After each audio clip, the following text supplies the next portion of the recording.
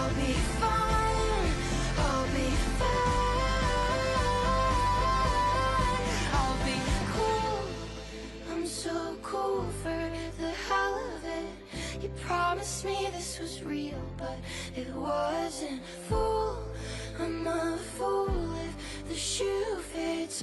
You probably met up with Ellen and said the same shit. Calm down, baby, baby, calm down. Waited for your walls to close on me when they did. I spun round, hate the way I spun round, all the way till I could barely breathe.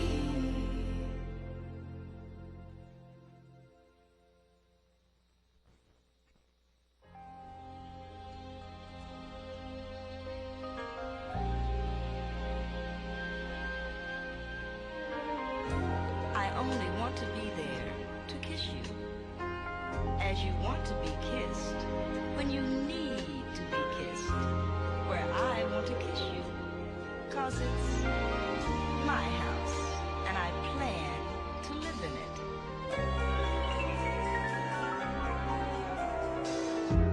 My house, I'm not going anywhere for now.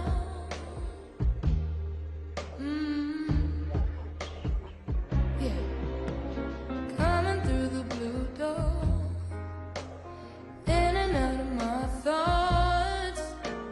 You can talk to the neighbors, they'll tell you that it took me ages. Step into the swimming pool, I built it with the tears you put into my eyes every time you try to leave me. I'm not coming to you, that was all that I knew for a summer. And I build every wall, they gon' break, they gon' fall down for no one. Baby, this is my house. One last friendly reminder for all delegates to please make their way to their seats. The program will begin in just a moment. Thanks. Come into my kitchen, I built it with my bare hands. I bled into the foundation, I'll be here till I'm cremated. And Lord, when you take me, Lord, when you take me, Lord, you can take me, but you can't take my house, my house. Can't take my house, my house. Baby, this is my house, my house. Everything you had is mine now. Baby, this is my house. For me, my house,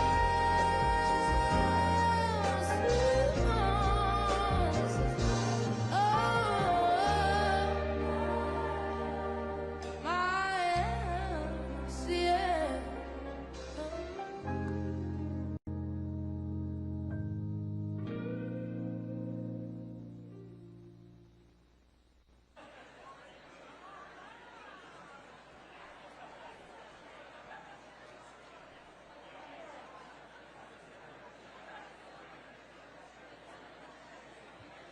Please welcome MDP Vice Chair Imke Schessler.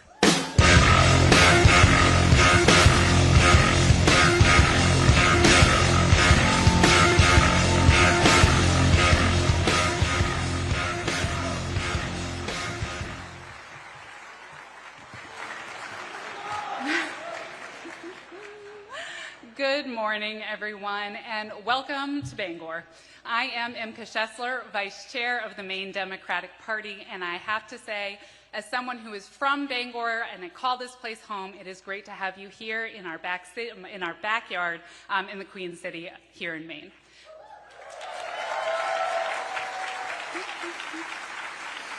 So before we get into the business of the day, which is why we're all here, I do want to take a moment to properly welcome you all and recognize some of the people that made today possible. So I'm going to ask all of our county chairs to please join me up here on stage. Carl Wilcox.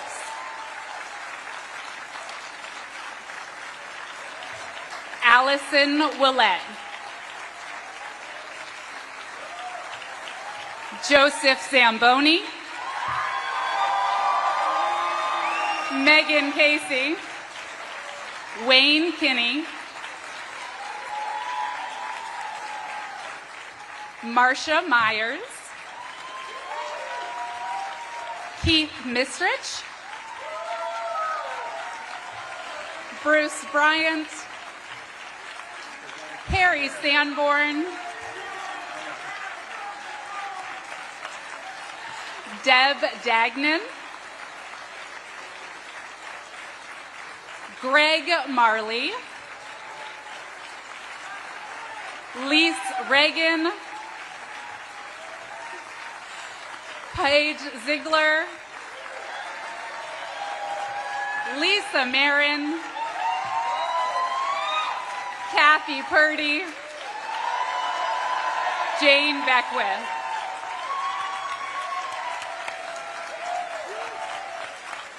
Let's give them all a huge round of applause.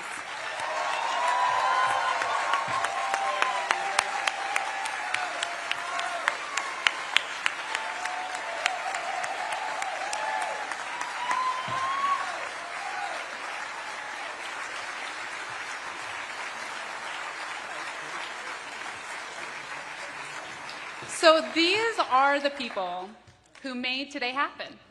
I want to say a genuine thank you to our 16 county chairs who each organized a county nominating meeting on an incredibly compressed timeline under an enormous amount of pressure, and every single one of them pulled it off with poise and a smile.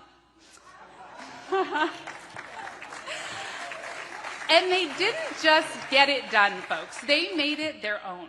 Every county brought its own spin to these meetings. Some gathered in performing arts centers, some in high school gymnasiums. Some held theirs virtually because there simply wasn't a large enough venue to fit all the folks who wanted to be involved.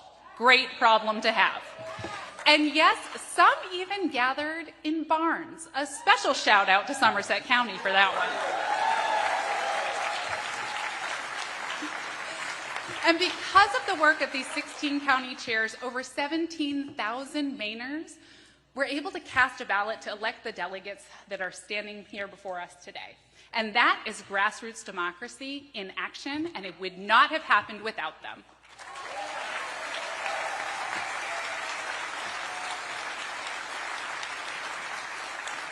So I know you may all get tired of clapping, but I'm going to ask you one more time for one last major round of applause for all of these fine people who've made this day possible.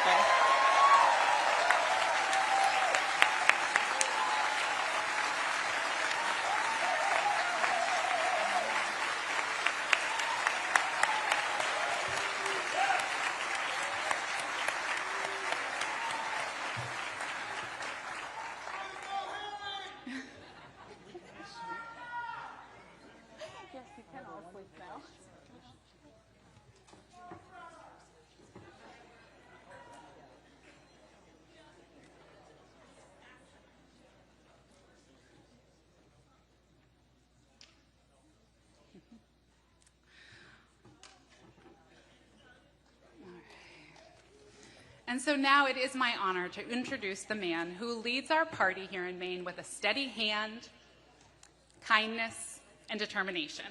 Please welcome the chair of the Maine Democratic Party, Charlie Dingman. This train don't spare no gamblers. This train. Triple dealing Wall Street ramblers. This train. Well, if you catch them with their hands in deep, toss them out and then repeat. This train. Bound for glory, this train. This train don't care no lie. Good morning. Pursuant to the call for this nominating convention issued on July 10, 2026, July 10 is when we started this, I officially call this convention to order.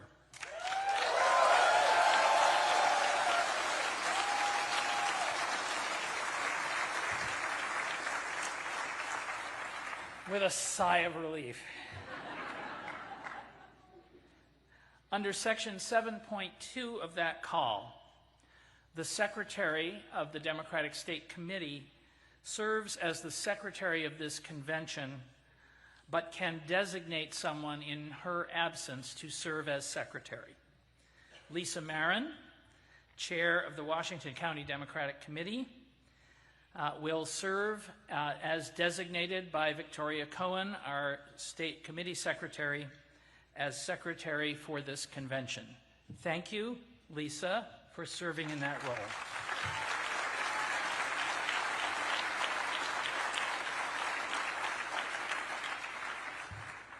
I will now ask the Secretary to please report on the number of voting members present based on the provisional roll.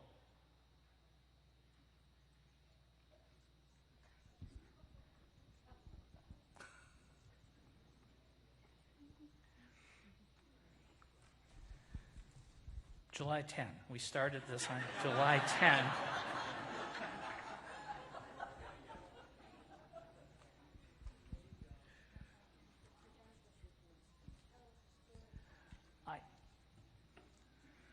Okay. We're going to do this a little differently than it says here on my script. We are going to wait for the Credentials Committee report rather than taking a provisional number to determine a quorum. So please bear with me for a moment.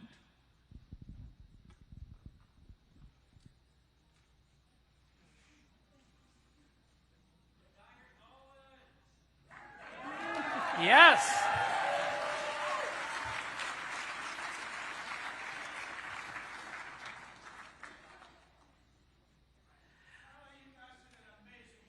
Thank you. Do we now have a provisional subject to the subsequent Credentials Committee report? Do we have a provisional count of the voting members present?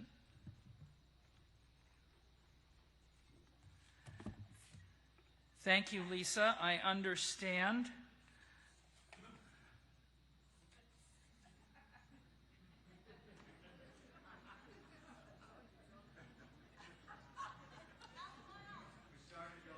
Well, it's on Exhibit A, I guess.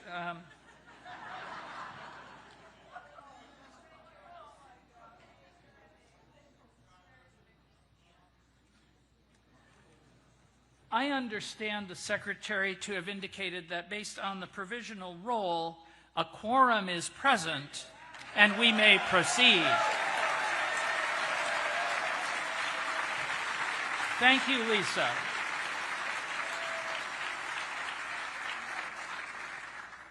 A quorum being present, we will proceed subject to final confirmation when the credentials report is adopted shortly.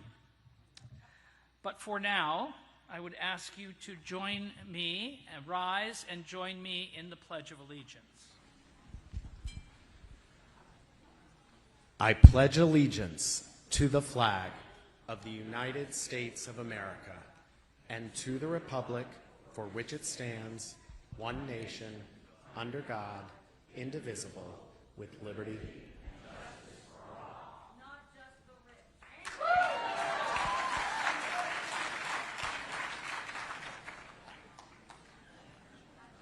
Please remain standing for the national anthem, sung by Washington County Delegate Elizabeth Nichols Goodliff.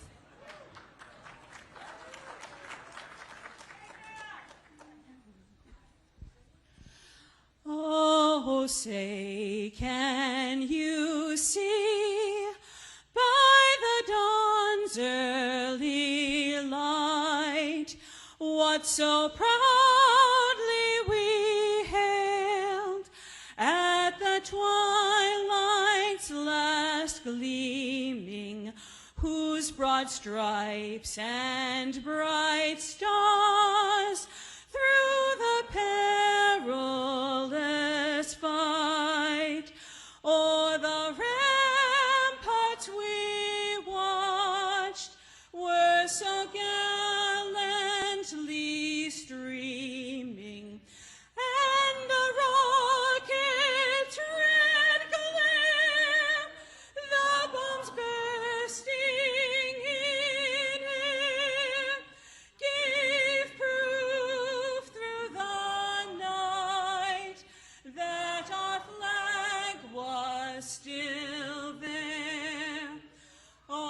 Oh, say does that star-spangled banner yet wave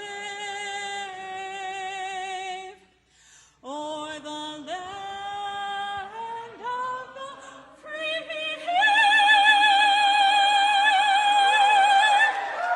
and the home of the brave.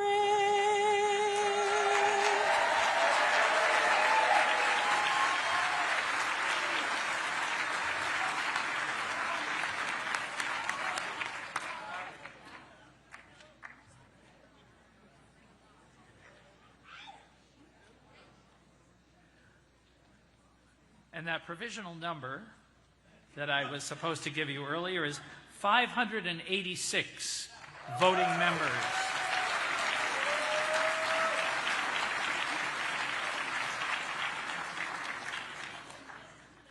I would now ask the chair of the Credentials Committee to present the Credentials Report.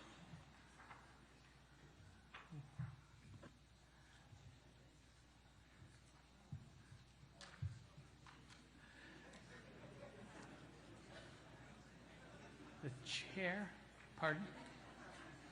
Jeanette Rivard, the chair of the Credentials Committee.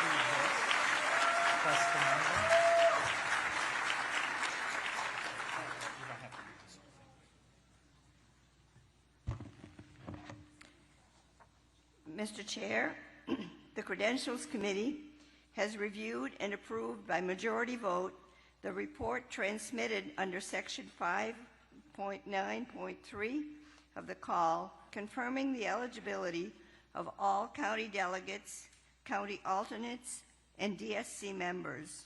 The committee certifies a final roll of 583 voting members entitled to be seated and moves the adoption of the Credentials Report. Thank you, Jeanette. It has been moved and seconded.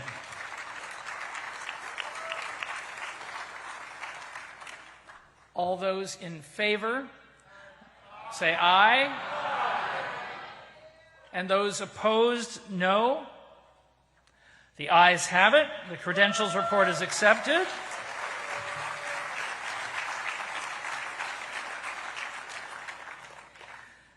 The convention's quorum is now officially confirmed under Section 6.3 of the call. Before moving on, I want to thank the members of the Credentials Committee for their work: Jeanette Rivard, Dan Savage, Anina Breen, Martha Howell, and Ellen Grunblatt. Thank you.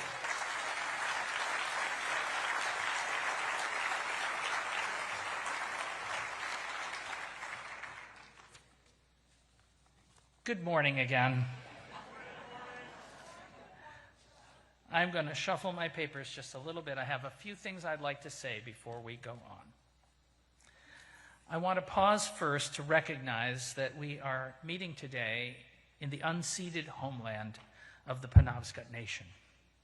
The Maine Democratic Party acknowledges that the Maliseet, Micmac, Passamaquoddy, and Penobscot tribal nations have long been stewards of the places where most of us live and work, and that they are entitled to recognition as distinct sovereign entities.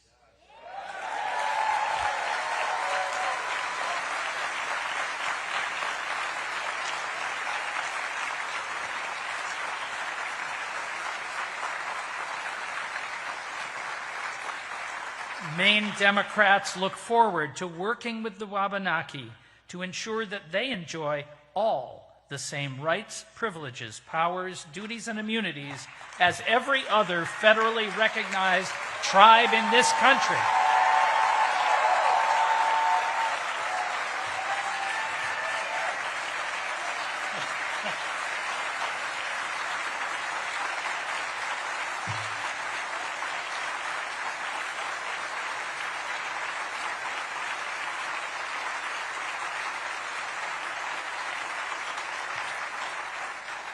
Thank you, Democrats. Way to acknowledge. That's fantastic.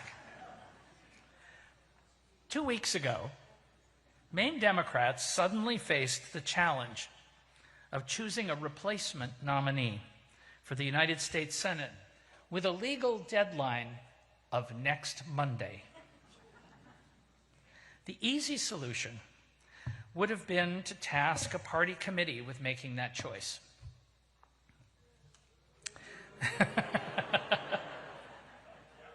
Instead, we responded to the growing grassroots movement in our state to build power for ordinary working people.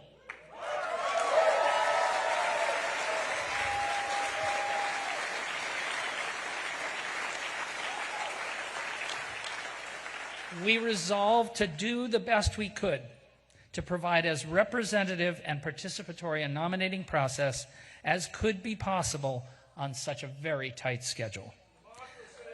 Some people, I have to say, as we worked on this, there were people who helpfully advised us that our plan was somewhere between a high-wire act and a moon landing. But we knew that the easy establishment path was totally unacceptable.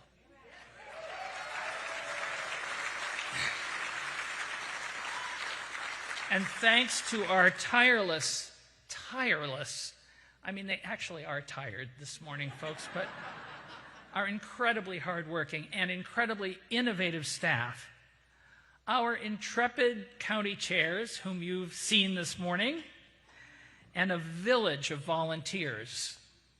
Well, look around this room. Look at what Maine Democrats did.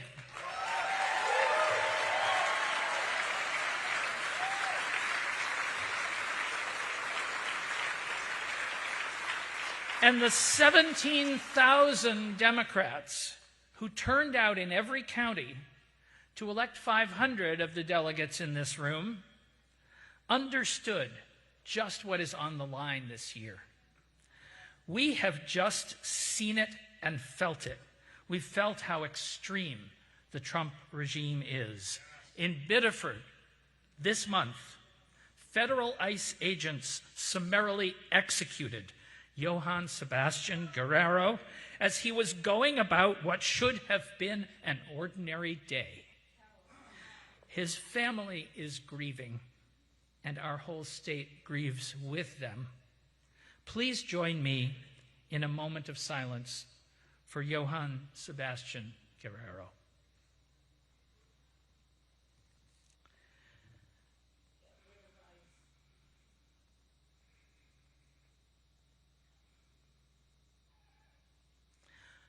What happened in Biddeford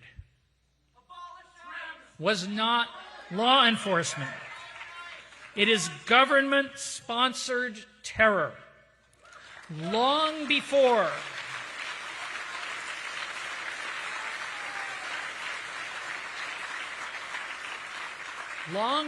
this killing, we have seen our friends and neighbors harassed, abducted, and detained. And it's all because Donald Trump and his cronies want to replace government of the people, by the people, and for the people with his oligarchy, concentrating power in the hands of the ultra-wealthy at enormous cost to all of the rest of us. Maine Democrats have a different set of values. We value community, kindness, hard work, civil rights, caring for our neighbors, and a fair opportunity to get ahead. Behind a smokescreen of violence and propaganda, Donald Trump's Republican Party has worked against all of those values, and Senator Susan Collins has been complicit in all of it. She votes to confirm judges with no regard for reproductive rights and other civil liberties. She supports taxes and policies that drive up the cost of living. She has let us down over and over and over on access to health care, on reproductive autonomy, on basic human rights, on ensuring clean air and clean water, on taking active response to climate change, and by failing to stop the reckless, needless war and random violence of this administration.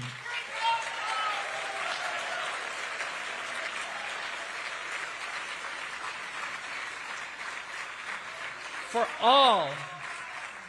all of these reasons, we are here to nominate a candidate who will replace Susan Collins in the United States Senate.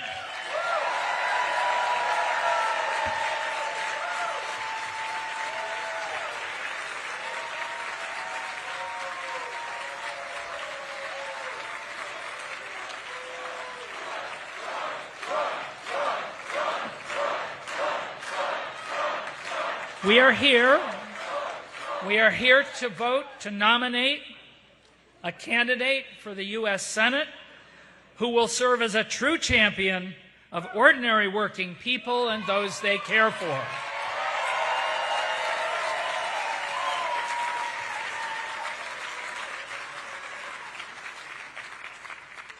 And as if that's not enough, we desperately need that new U.S. Senator to stand up to the monumentally corrupt behavior of Donald Trump and his Republican enablers. But we need more than that. It's not enough to resist and reverse that abusive regime. The movement we are building in Maine seeks local, state, and federal governments that respond and represent the people working in our fields, forests, waters, offices, hospitals, stores, and factories, as well as everyone who depends on those workers for care and support.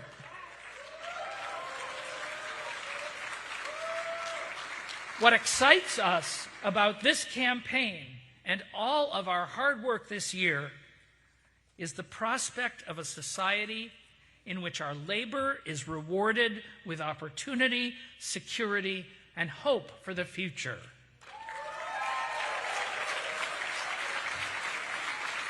This prospect fuels us as we choose and then support our new Senate nominee. Let me remind you also of the work that awaits after this morning. We have just 101 days remaining before the November election.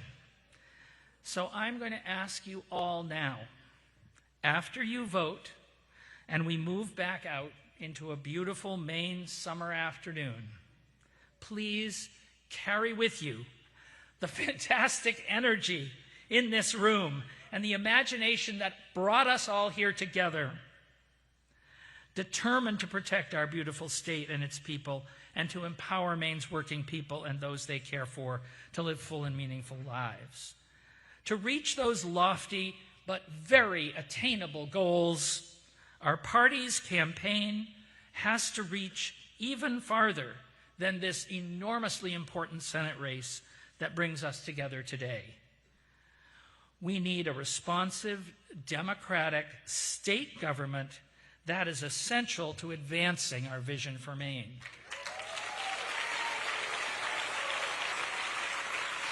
We need Hannah Pingree as our governor.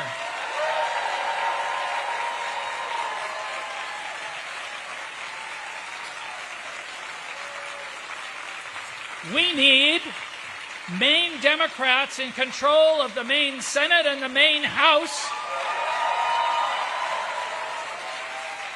so that they can elect an Attorney General and a Secretary of State who will protect our rights.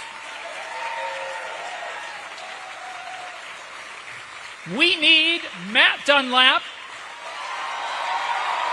We need Shelley Pingree in the House of Representatives to join our new senator to stop the Trump regime.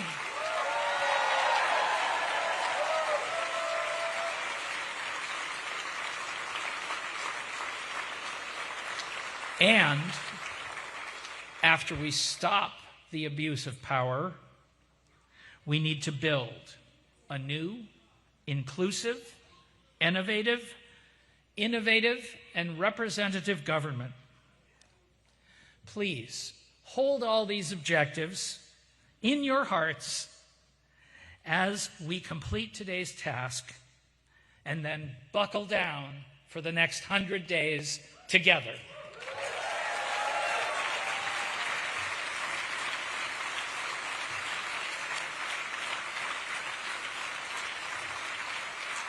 Thank you. Under Section 7.3 of the call, I am appointing Wayne Kinney to serve as parliamentarian of the convention, who will advise the chair on all questions of parliamentary procedure. Moving right on from 7.3 to 7.4, I have appointed a tellers committee to count and certify the results of each ballot. The tellers committee consists of Carl Pease, Laura Fogelman, Ina Demers, Dylan Murray, and Robert Wake.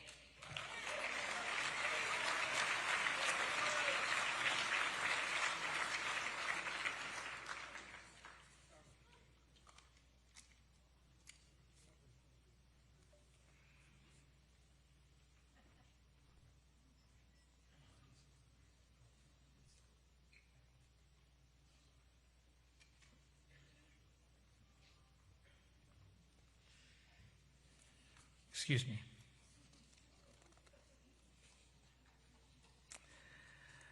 We now proceed,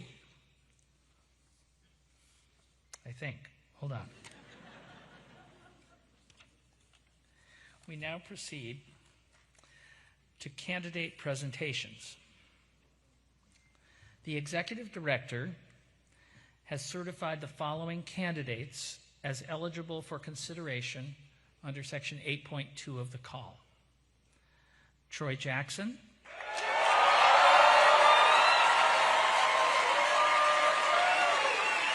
and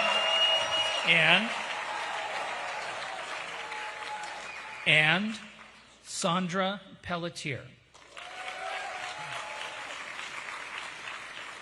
The order of presentations was determined by a public drawing conducted by the chair, also under that same section of the call. Determined by that drawing, Troy Jackson will speak first and Sandra Pelletier will speak second. Each certified candidate will be presented. First, one supporter of Troy Jackson may offer a nominating speech of up to 2 minutes, and Troy Jackson will then speak for up to 5 minutes. Next, one supporter of Sandra Pelletier may offer a nominating speech of up to 2 minutes, and Sandra Pelletier will then speak for up to 5 minutes. No further remarks from the floor or otherwise will be permitted following those candidate presentations, and we will then proceed with voting.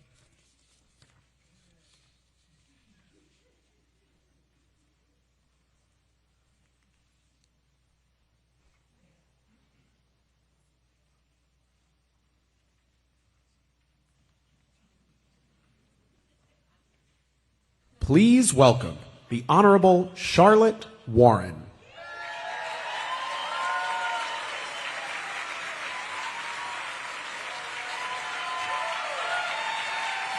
Thank you. Wow, thank you. Good morning, Democrats. I'm Charlotte Warren. I'm the former mayor of Hallowell. And I had the privilege of serving alongside Troy Jackson in the Maine legislature. But before Troy was my colleague, and long before he became my friend, he was one of my heroes. You see, I first met Troy about 20 years ago. I was working at the Maine Women's Lobby, sitting at my desk and listening to the House debate happening across the street. And then Troy stood up. He delivered a barn burner of a speech about working class Mainers. You could hear the passion in his voice. You could feel how deeply he loved the people that he served. I found myself standing alone in my office and cheering on Troy Jackson because Troy was speaking for us. He was speaking for my family. He was speaking for hardworking, blue-collar people who rarely heard their lives reflected in the halls of power. Listening to Troy that day made me think about my dad. My dad was never a fan of politics. He used to say that most politicians had no common sense and were educated way beyond their own intelligence. But I knew he would have loved Troy. When Troy finished speaking, I quickly packed up my bag, walked across the street, and chased him down outside the House chamber. I needed to meet the man I had just heard speaking with such conviction and through passion-filled tears for people like us. When I introduced myself and told Troy how much his words had moved me, he seemed genuinely surprised. He wasn't performing. He wasn't thinking about headlines or applause. He had simply stood up and spoken from the heart because he believed working people deserved someone willing to fight for them. That was Troy then, and now 20 years later, that is still Troy.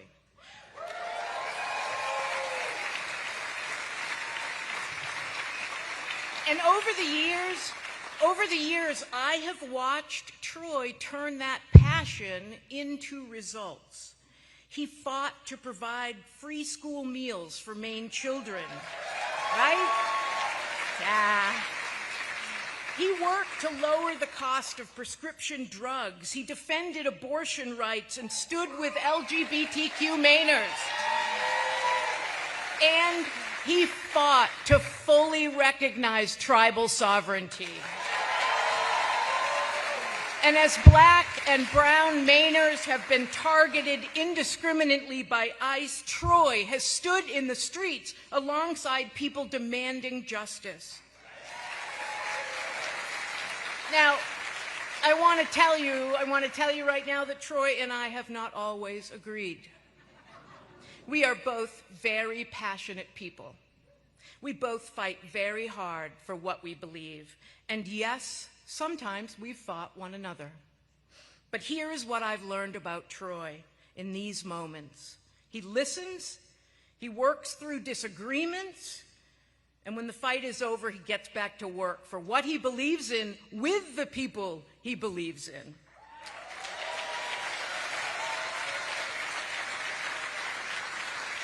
You never have to worry where Troy's heart is because he wears it on his sleeve. He's fiercely proud of where he came from. He carries a profound responsibility to speak for the people who've been ignored, silenced, and left behind. Troy cannot be bought by corporations or special interests. He is not in this. Troy is not in this for fancy fundraisers, the powerful friends, or flattering headlines. He is in it to fight for the logger in Allagash who cannot afford to retire, for the mother choosing between groceries and a prescription, for the young person wondering whether there's still a future for them here in Maine. And when our health care, our rights, and our livelihoods are on the line, Troy will never retreat behind carefully worded statements of concern. Right? Troy will act. For nearly 3 decades, Susan Collins has perfected the art of sounding concerned while voting against the people of Maine. She expressed concern and then voted to confirm Brett Kavanaugh, helping to put our reproductive rights in jeopardy.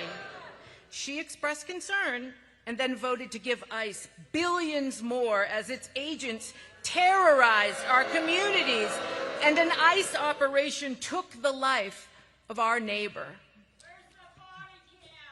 She expressed concern as corporations grew richer, health care grew more expensive, and working families were left to carry the burden. Maine does not need another 6 years of concern. We need conviction. We need courage. We need a senator who remembers who sent him there and who will never forget which side he is on. More than 20 years ago, I walked across the street because I needed to meet the man I had just heard fighting for people like us, and today I am proud to call him my colleague. I'm honored to call him my friend, and I cannot wait to call him our United States Senator. So Democrats, please join me in welcoming the next senator from the great state of Maine, Troy Jackson!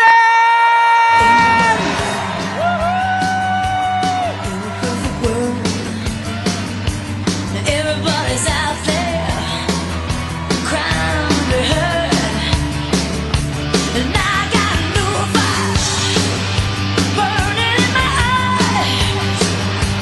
Light up the darkness, moving like a meteorite.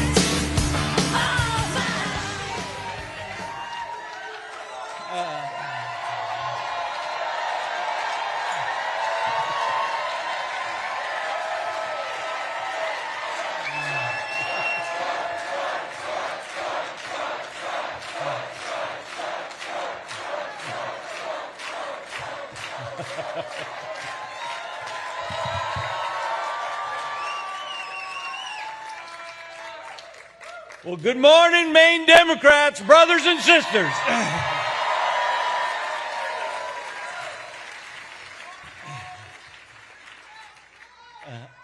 Hey, before we begin, I got one question. Are you ready to do this?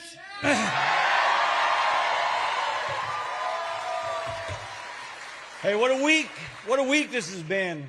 You know, it's just been a matter of days since people across Maine made thousands of calls, sent thousands of texts, and drove hours to county meetings, stepped forward to serve as delegates. You know, you organized person by person, town by town, county by county, and today, all 16 counties have come together under one roof. And I want to thank my family, my friends that are standing with me. I want to thank every delegate, every volunteer, every union member.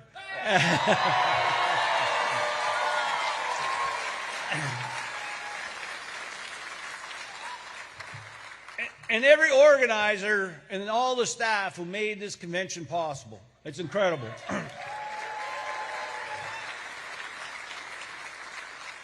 And I also really want to thank every candidate who stepped forward during an extraordinary moment for our party.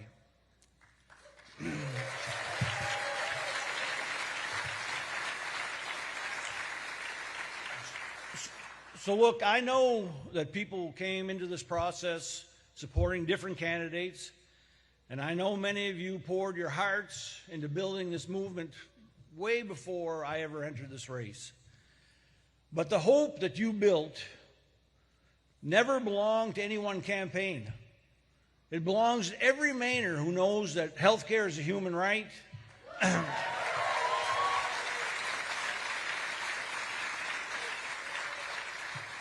It belongs to every worker fighting for a union, a living wage, and a dignified retirement.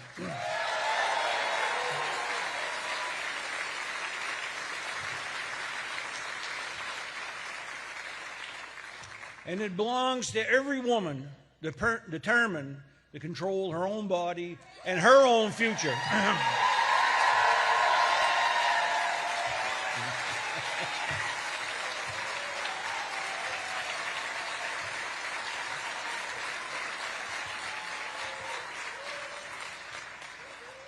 And it belongs to every LGBTQ Mainer who deserves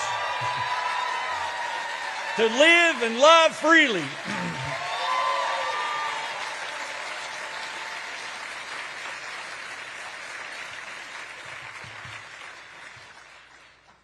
And it belongs to every person who's working more and more for less and less, while billionaires and corporations cut the line in front of them. That is the movement that we are here to carry forward.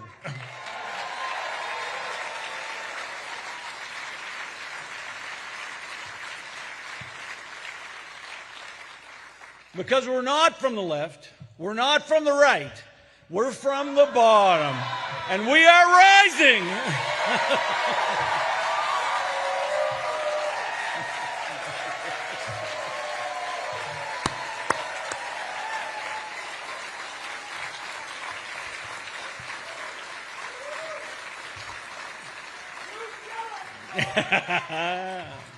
Jimmy. So look, I mean, you'd have to know me all my life, but I never imagined that I would stand before you asking to become Maine's nominee for the United States Senate. That was certainly something I never dreamed about when I was a kid. You know, I mean, what I did dream about and what I am proud is I am a fifth-generation logger from Allagash. And I went into the woods right after high school. All of us, I was no different. I'm nothing special, but we worked long days and long weeks with no health insurance and no benefits, and the same as today. Then we watched our jobs disappear or get depressed wages, and working people being treated like they were just disposable, just a commodity to be used up. And I didn't get involved in politics because I wanted a title. I got involved because the people that I worked beside were getting screwed. And no one in power seemed to care about that. You know, we filed complaints, we followed the rules, and we asked people in power, like Susan Collins, to listen. And they wouldn't. So we organized. We stood together. We blockaded the border, and we forced them to pay attention.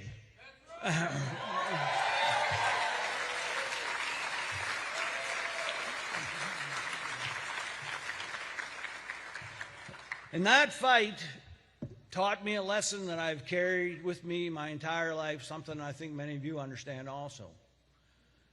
Power is never just given to working people. We have to band together and take it.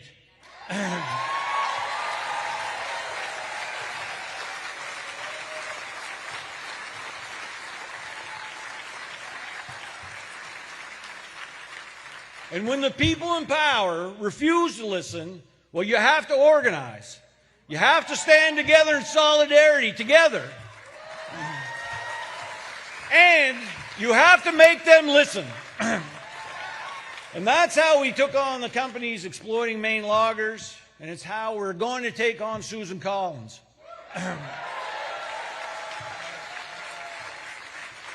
That's the heart that I carried on the blockade in '98. That's the heart that I carried into the Maine legislature.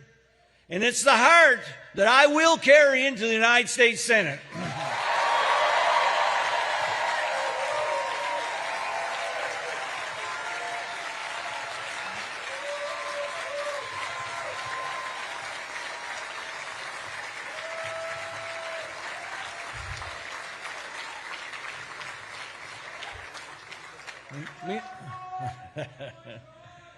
I mean, this is no secret. This room knows it. But working people are getting crushed in this country. Groceries cost too damn much. Housing is out of reach. And people are literally cutting their pills in half to make them last longer. And they're skipping doctor's appointments because they can't make it any other way. Parents are working 2 or 3 jobs and still falling behind. And meanwhile, the billionaires and corporations rigging this economy keep getting richer. And Susan Collins has done every damn thing that they asked for.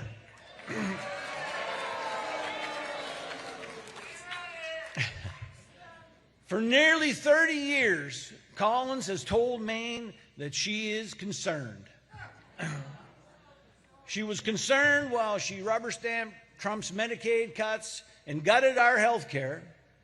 She's concerned when she cut taxes for corporations and the wealthy. Concerned when she confirmed justices who overturned Roe versus Wade. And really tragically, she was concerned when she gave ICE billions to terrorize our neighbors and murder people in the streets with no accountability.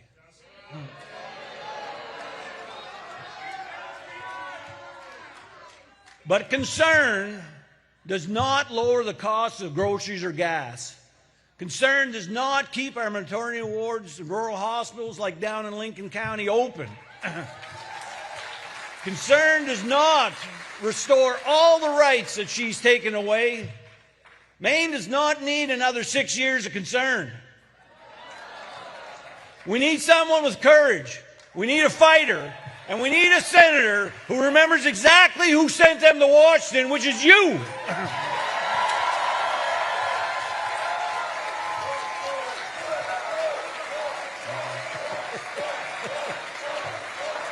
So let me ask you, are you ready to make health care right? Are you ready to take on corporate greed and the billionaires trying to buy this election? Are you ready to defend workers' reproductive freedom in every community under attack? And are you ready to defeat Susan Collins? Well, then let's unite this party. Let's build the largest working class movement Maine has ever seen, and let's win this fight. I humbly ask for your vote. Thank you, and God bless.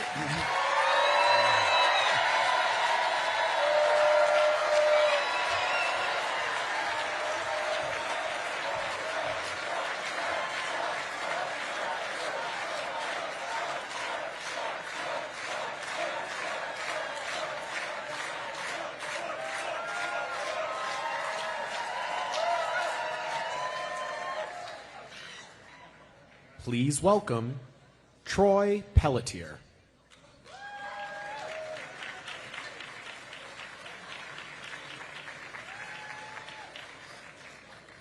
Good morning, everyone.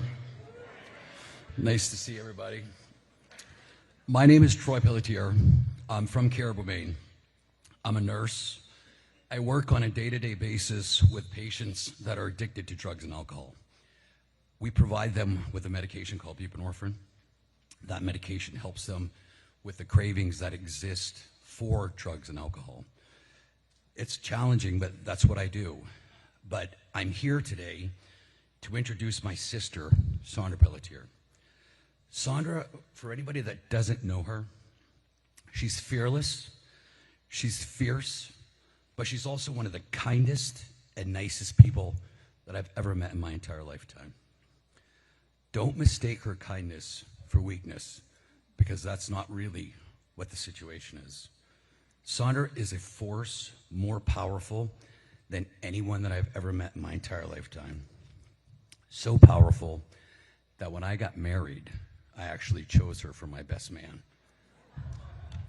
The reason why I did is because I looked around at the people that were my choices, best friends, good men, but I thought, who has my back? Who would never let me down? And who has more balls than any man that I know? It's my sister. And for anybody that doesn't know her, you'll soon find out. She's incredible. No one was surprised when she said that she was going to enter into this race. We all thought, good for you. You deserve to be there, and you are the candidate that can beat Susan Collins. We always knew that Sandra was great, even from the time that she was a child. At kindergarten, her first day of kindergarten, and I swear that this is true, we have a picture of her getting onto the bus with a suit and a briefcase. We were all thinking at that time, you know, this is kind of crazy, but she's bound for greatness. And, you know, her entire life, every organization that she ever ran for, every club, every group, anything that she ever ran for, she was the president of. And realistically, the reason for that is because people trust her. People want her as their leader. People respect her. People want to work with her because she's so powerful and cool. I'd like for you to just take a moment to help me recognize and welcome not only my best man, but my sister, Sandra Pelletier. I will scream loud tonight. Can you hear my voice this time? This is my fight song. Take back my life song. Prove I'm alright song. My power's turned on. I want to thank you for the platform and the opportunity to speak to you today. And I want to thank my brother, who I love madly, and I will delete that picture from his phone so he cannot share it with you. So I grew up in Caribou, Maine, and we had a meager beginning, and we struggled like a lot of Mainers struggle. And when we got a leg up, my dad started to deliver mail even in 10 below zero weather. And when I went to Husson University in Bangor, I worked 4 jobs to create an opportunity for myself, and it taught me responsibility. What does responsibility look like? And it's not a slogan. It's standing up for the people who rely on you, who count on you, and delivering for them every single time. Today you come to this room and you have that same responsibility. I know a lot of you came supporting another candidate, and I respect that. But today, you have the freedom to make an independent choice. Today, your responsibility is to select the candidate that can beat Susan Collins, so we finally have a Democrat as our U.S. Senator. Yeah. For 30 years, Susan has won again and again and again by staying in the middle, by calling her opponents so left. She's even convinced some Democratic women that she's in the center and they could trust her. That trust has been broken. Susan's rhetoric does not align with her results. Susan Collins repeatedly sided with Donald Trump. She voted to keep the Epstein files silent. I'm with you. And she voted in Kavanaugh that overturned Roe versus Wade. There are no laws that control men's bodies, and women deserve that same dignity.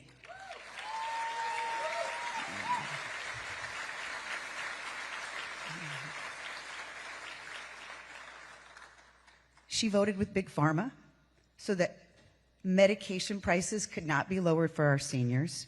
She voted to increase the funding for ICE when our citizens were being gunned down in our streets.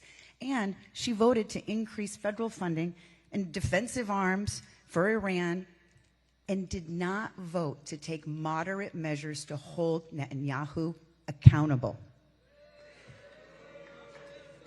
But look, talking about her offenses isn't going to beat Susan Collins. What's going to beat Susan Collins is 3 things. Number 1, we have to expose all of her claims that she never, ever stood up for. When Mainers needed her most, she turned her head the other way. It's shameful. I have spent my career shaming the powerful, and I have won again and again and again. The second thing that's going to be required to beat Susan Collins is our party needs to create a coalition. Not just Democrats. We need the independents and we need the moderates. We need to appeal to them to say a label is less important than a senator that can deliver for you.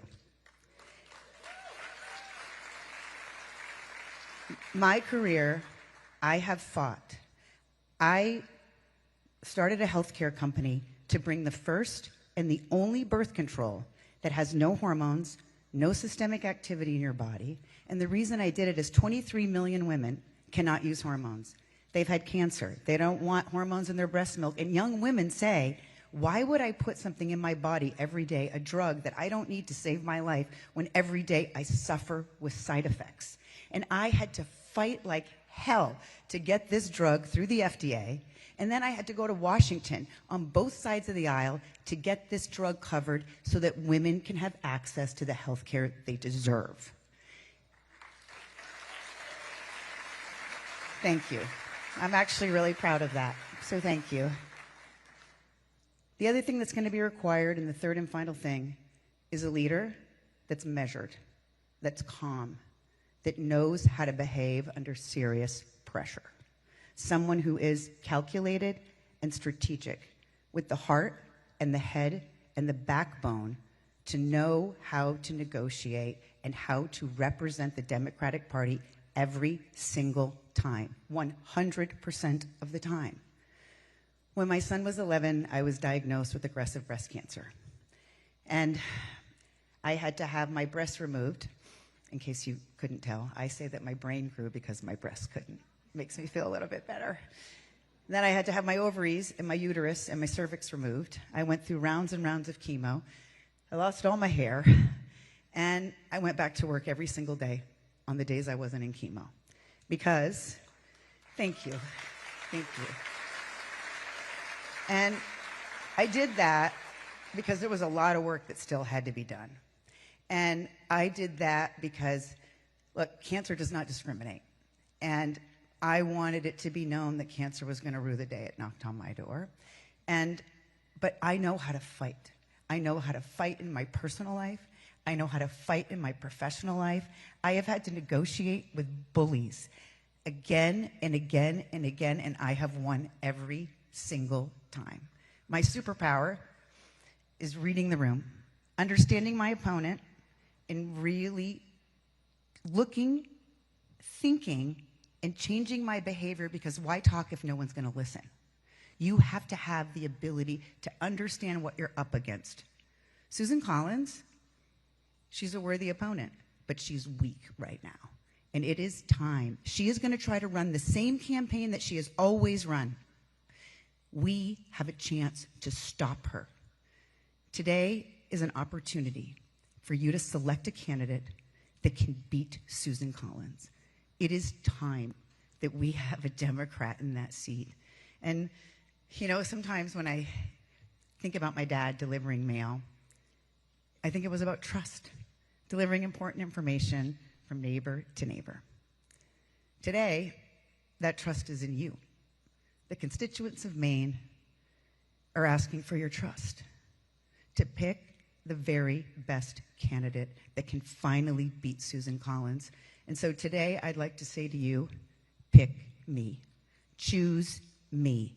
And together, we will have a Democratic U.S. Senator that beats Susan Collins. Thank you.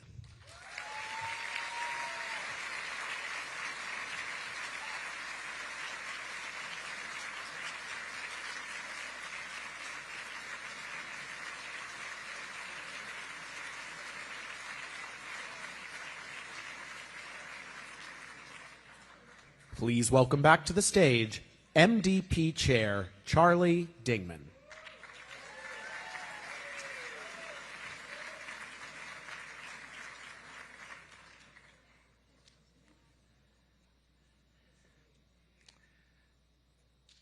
Hello again.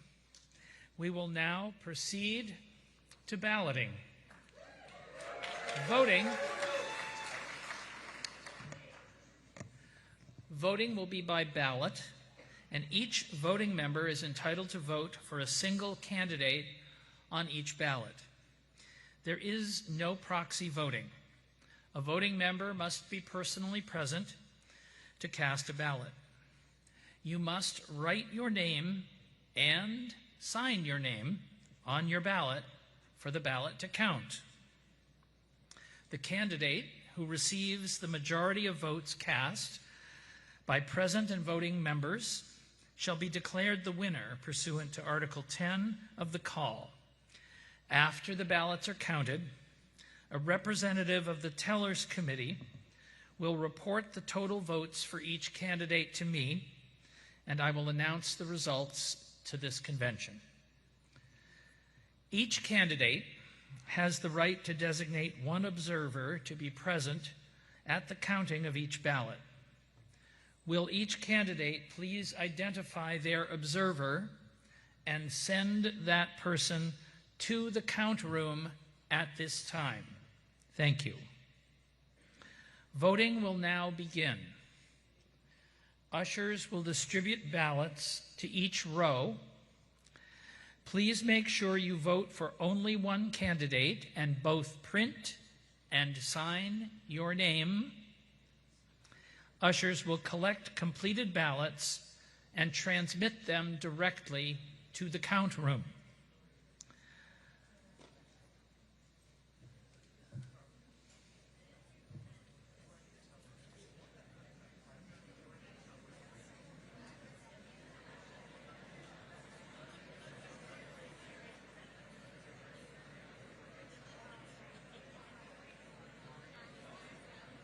Pardon?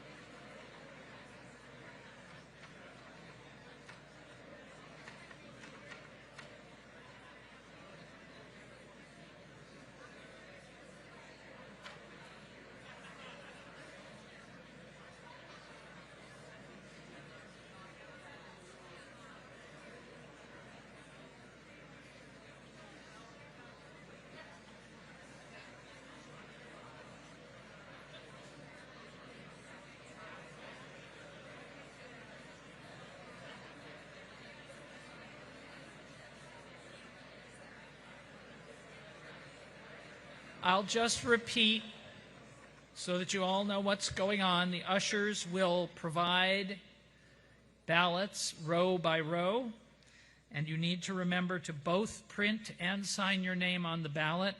The ushers will collect the ballots and take them directly to the count room. And I'm going to once again remind the candidates to be sure they have their observers in the count room for this process. Thank you.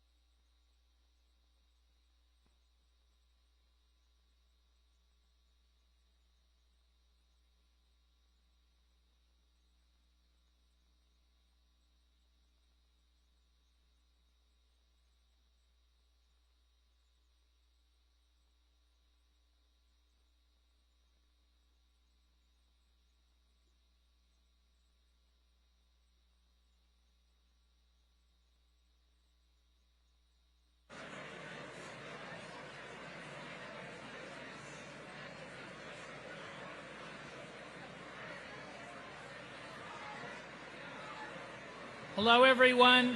Just want to offer a time check. I'm hoping that we can finish voting in the next 10 minutes. And I would ask if anyone is having any difficulty or needs any help voting, please raise your hand so that we can get someone to you. And if you don't need any special assistance, just please complete the ballot as quickly as you can.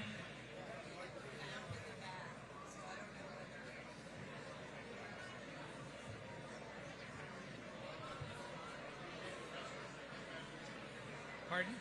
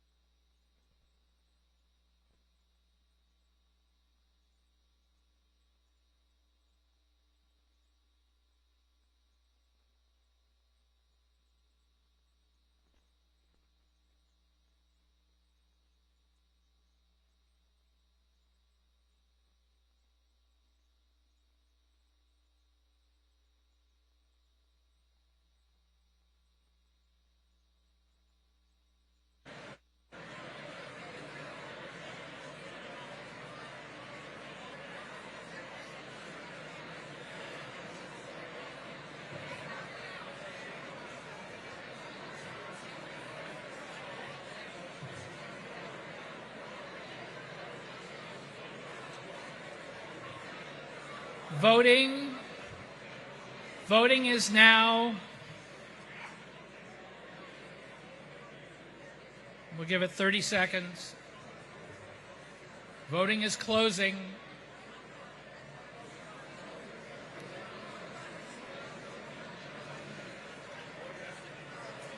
What? Voting has closed.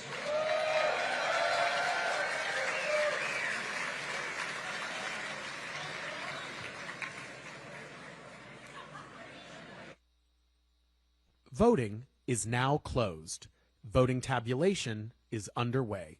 Please feel free to take a break, and the program will resume in 20 minutes.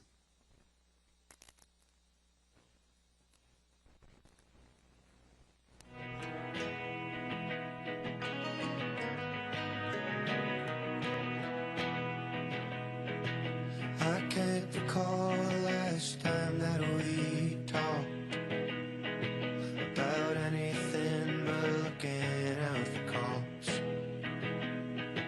We got cigarette burns in the same side of our hands. We ain't friends, we're just morons. We broke skin in the same spot.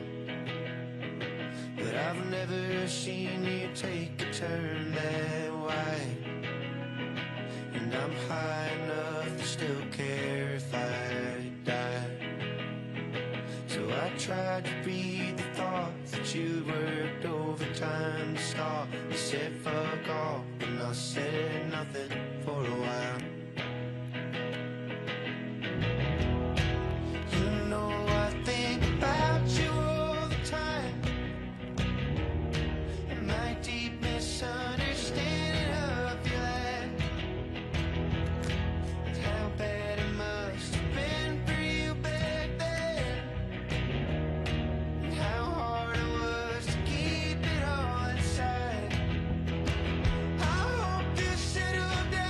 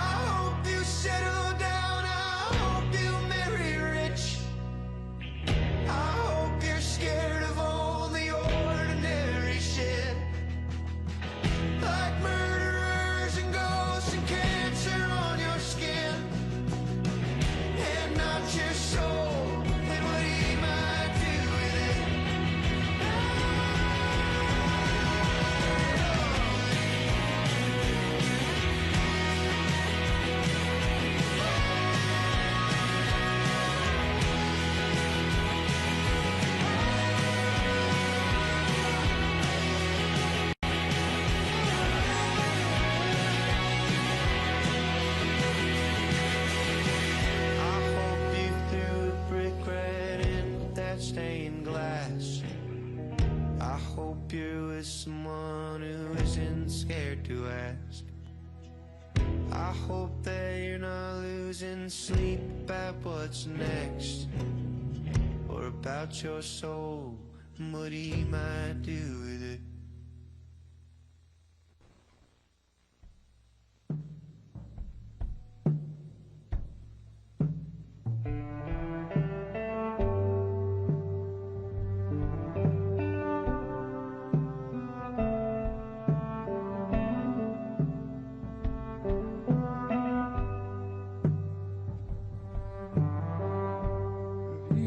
Color in your cheeks.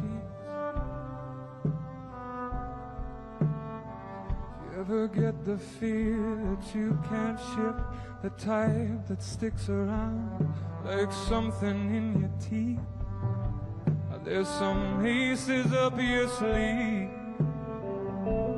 No idea that you're in deep. I dreamt about you nearly every night this week. How many secrets can you keep? 'Cause there's this tune I found that makes me think of you somehow, and I play it on repeat until I fall asleep, spilling drinks on my settee. Do I wanna know if this feeling goes both ways? It's sad to see you go, sorta hoping that you'd stay. Darling, we both know that the nights are mainly made for saying things that you can't say tomorrow day. Crawling back to you, never thought of crawling when you had a few, 'cause I always do. Maybe I'm too busy being yours to fall for somebody new. I thought it through.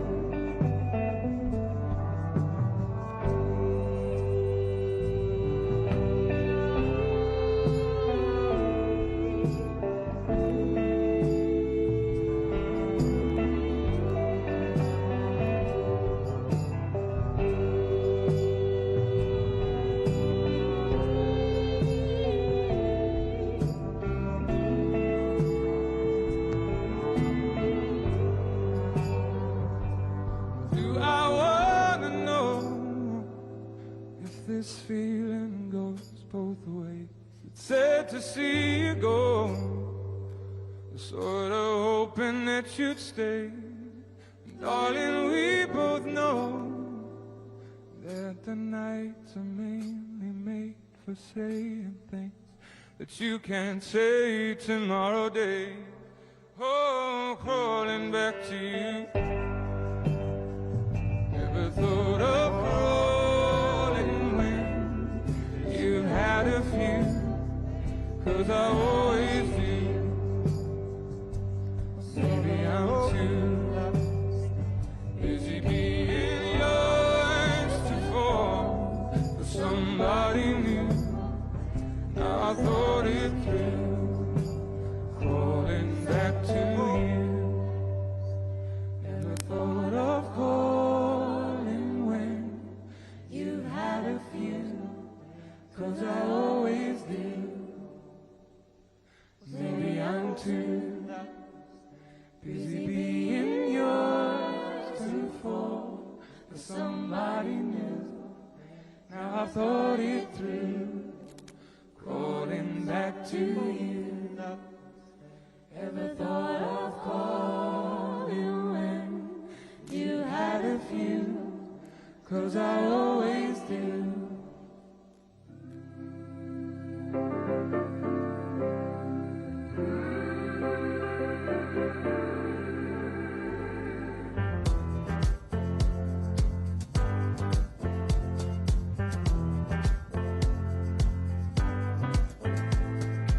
Okay, love you, but I didn't mean to pick a fight. But oh well, note to self, 4 pints in your someone else. If you can't see my mirrors, then I can't see you.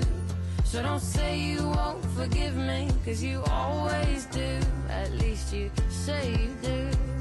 It's funny how when it's upside down, I push through, I just put up with you. I just love seeing all these Democrats in one place. This is fantastic. I'm just here to give you a 10-minute warning that our program will resume in approximately 10 minutes. Thank you.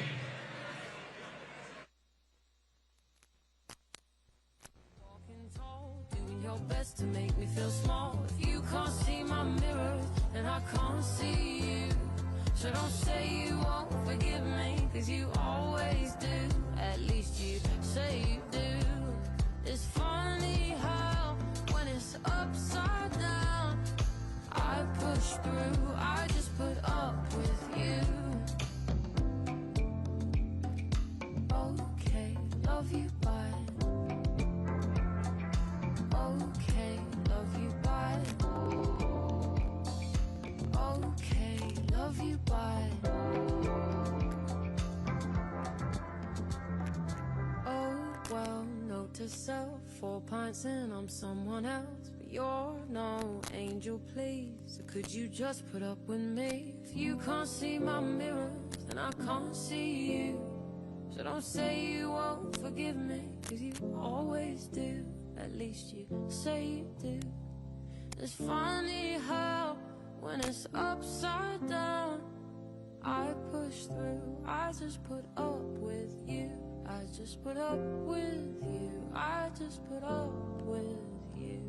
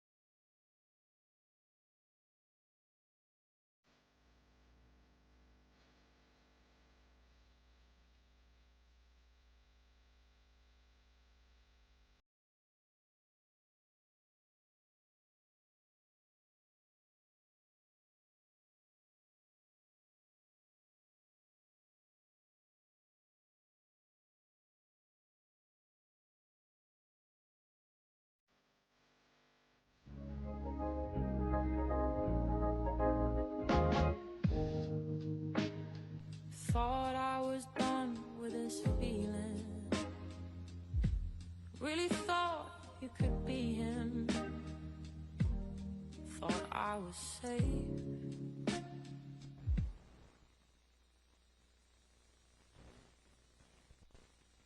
Please take your seats. The program is resuming momentarily.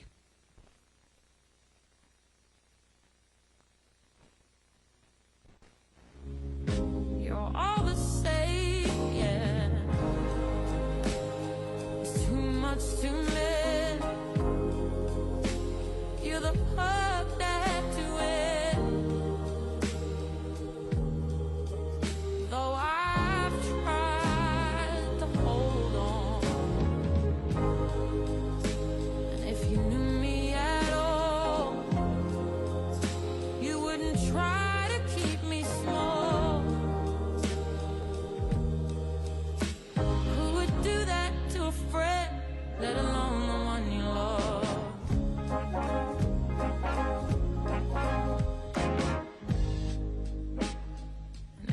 any choice you had worth making,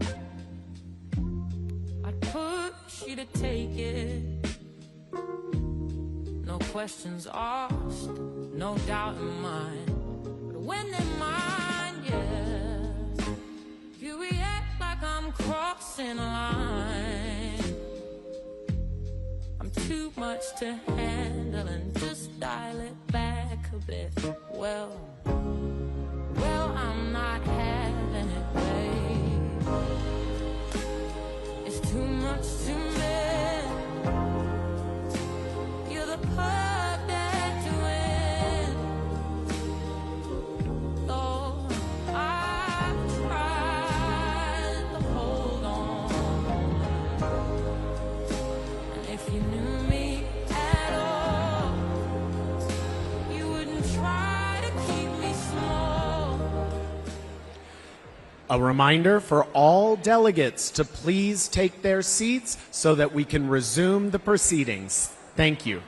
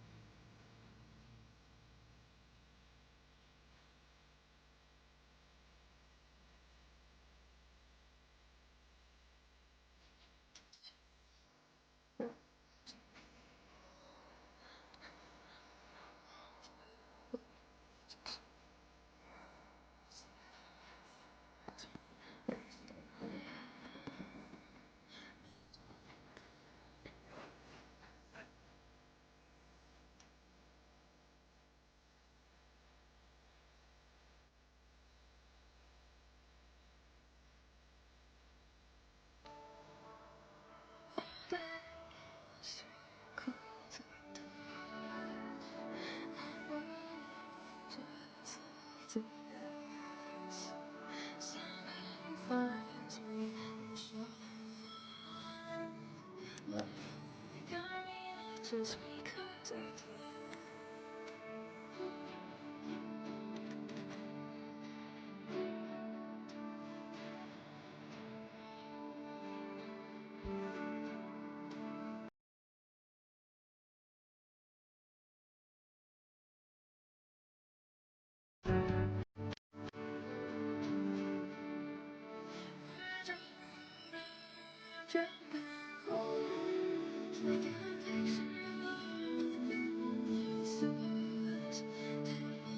Surface almost never so much.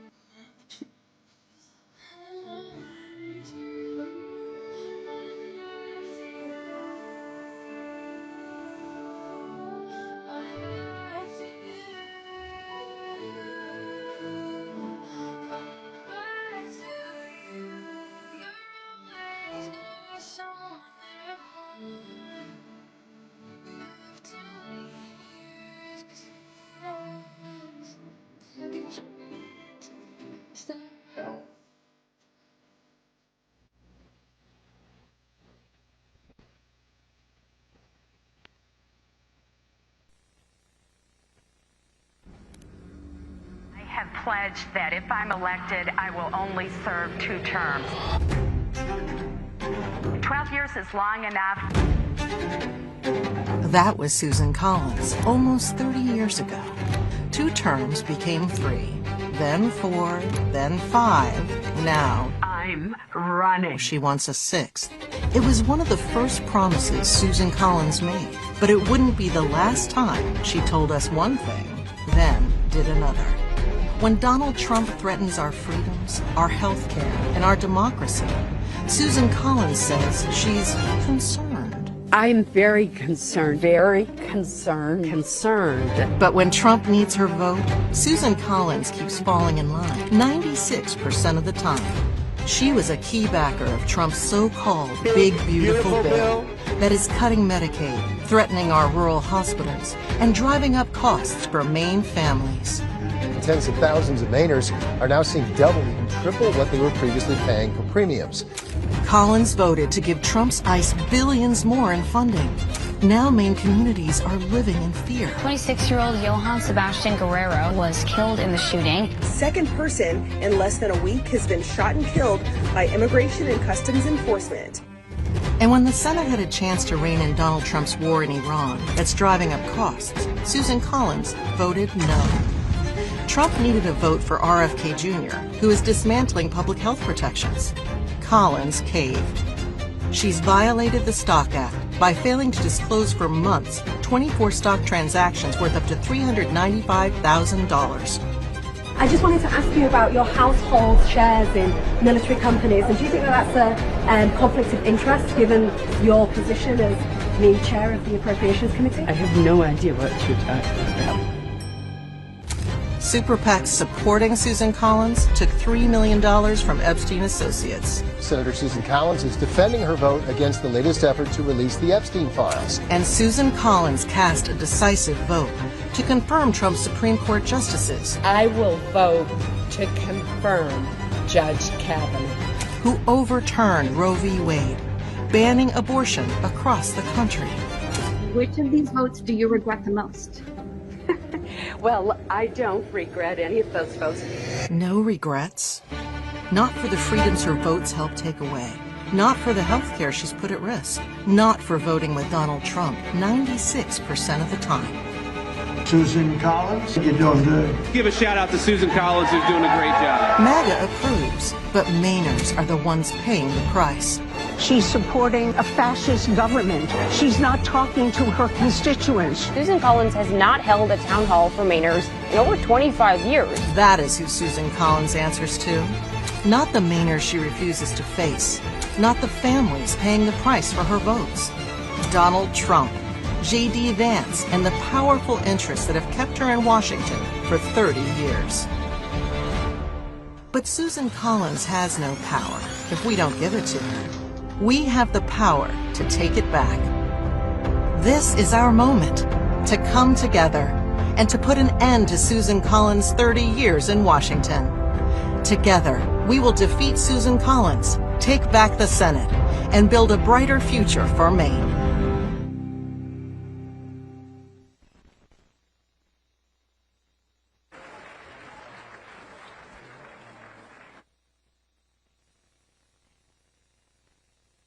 Please welcome MDP Executive Director Devin Murphy Anderson. Here we go back, this is the moment, tonight is the night, we'll fight till it's over, so we put our hands up like the ceiling can't hold us, like the ceiling can't hold us. Here we go back, this is the moment, tonight is the night, we'll fight.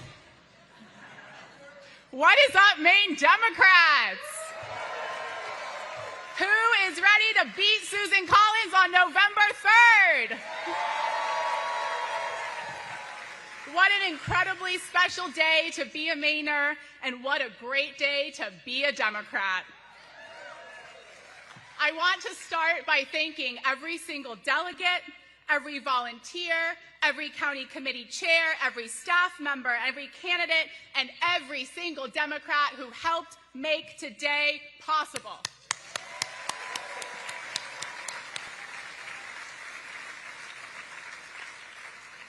Over the past few weeks, we have asked an incredible amount of this party. We have asked so much of you.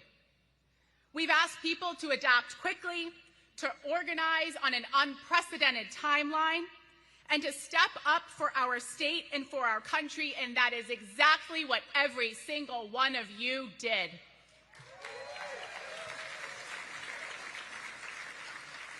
It is because of you that the best of our state and the best of our party, our grit, our tenacity, our kindness, our integrity, has been shining through as hope for Mainers and Americans in every single corner of our state and our country.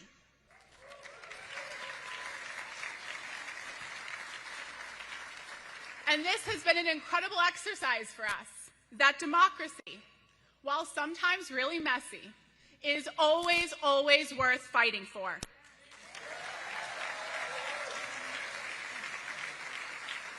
And that doing what is right, even though sometimes that's not the easiest path, doing what is right is what us Maine Democrats will choose every damn time. And that there is no amount of pressure or noise or national attention that will cause us Mainers and will cause us Democrats to stray or abandon our values. Because from the very beginning, Maine, this was our process. And when push comes to shove, what us Mainers always do is choose each other. We help each other. We support each other. We step up for each other.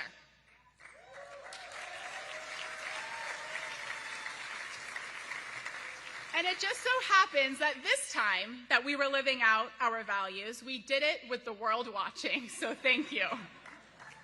Thank you for standing strong under pressure, for getting involved in this process, for engaging in our precious democracy, and for strengthening our party. Today belongs to you.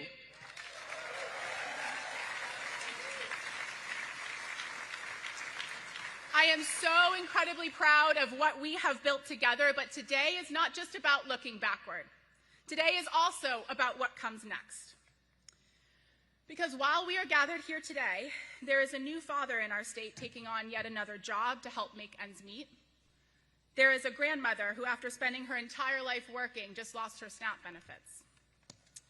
There's a small business struggling to survive under the crushing Trump tariffs, and there is a new Maine family who is terrified to send their babies to school and to drive to work for fear of being snatched off of our streets or murdered in broad daylight by masked federal agents that are a part of Trump's rogue police force.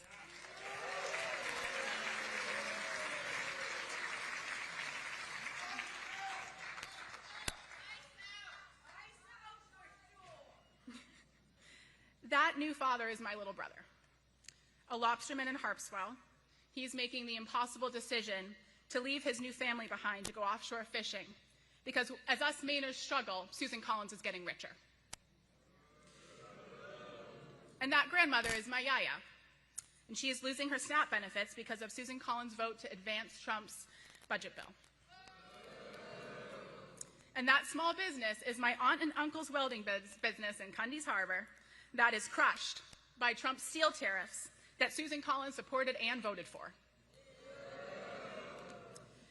And those immigrant parents, well, they are all of our neighbors. And they are living in fear because Susan Collins stood with Trump and voted to hand ICE a blank check to continue to fund the terrorization of our communities. They are why we are here today. Our communities and our neighbors and our families and our friends deserve better than Susan Collins.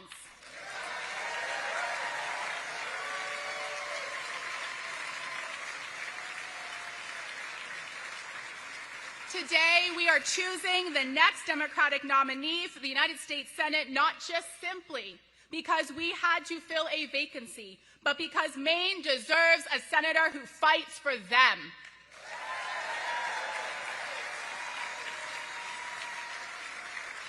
Someone who will prioritize working families in the same way that Susan Collins prioritizes her corporate billionaire donors. And we deserve someone who will protect our reproductive freedom, not Susan Collins, who strips it away with, her words, no regrets. And we deserve someone who believes that our democracy is worth defending like every single one of us in this room and not put it at risk by voting with Donald Trump 96% of the time. This election is about the future of our state. It is about each other.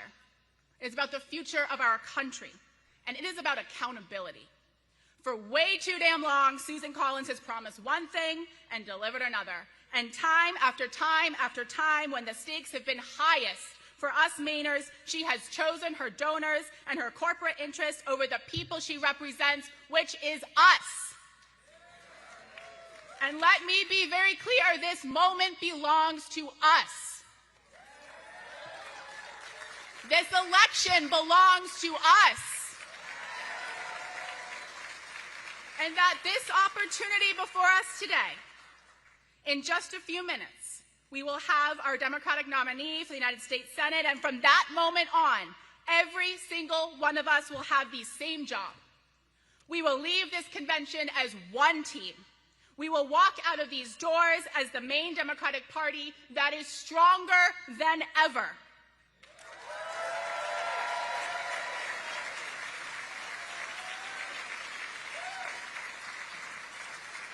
Because defeating Susan Collins is bigger than just one campaign, and it is bigger than just one person. And the world, to be clear, will continue to watch. Because this race has consequences for Americans in every single corner of our great nation. And to that we say, we're up for the task.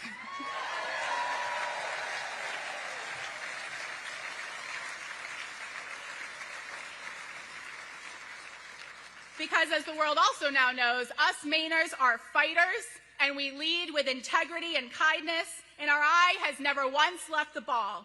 And that North Star is to beat Susan Collins in November.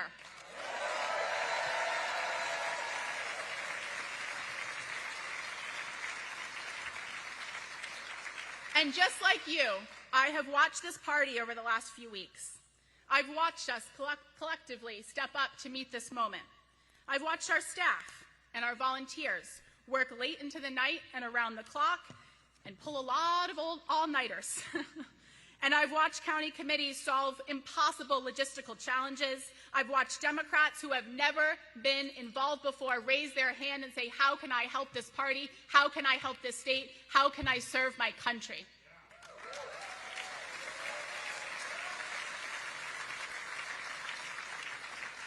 And the people in this room and the people that are watching, what our message is to you is that this energy is real. This commitment to this race and this fight is real. The momentum is real. Our grassroots are real. And if we carry it forward from this convention into every single community across our great state, we will be unstoppable.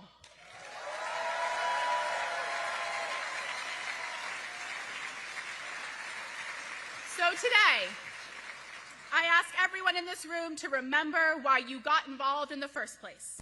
Because I can guarantee it wasn't because the path was guaranteed. It was because you believed that Maine deserved better. You have your own family members that matter in this moment to you, who you're fighting for. You believed that our democracy was worth fighting for. You believed that when people come together around our shared values, that we can accomplish extraordinary things together.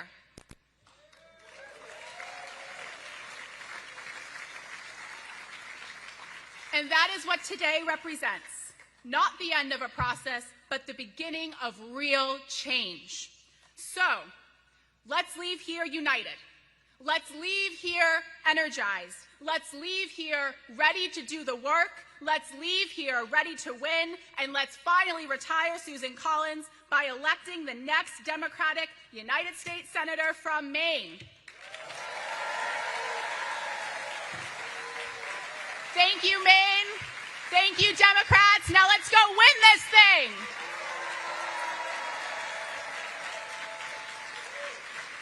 Please welcome back to the stage MDP Chair Charlie Dingman.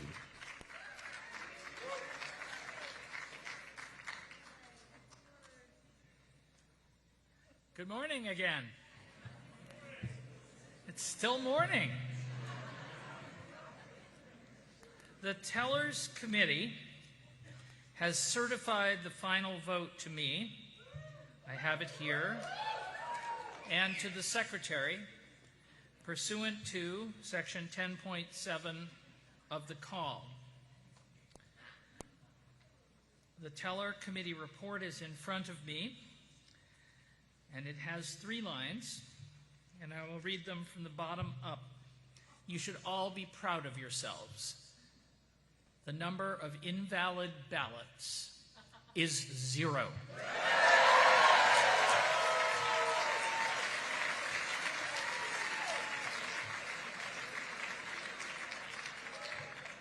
Five votes were cast for Sandra Pelletier, and 566 votes for Troy Jackson.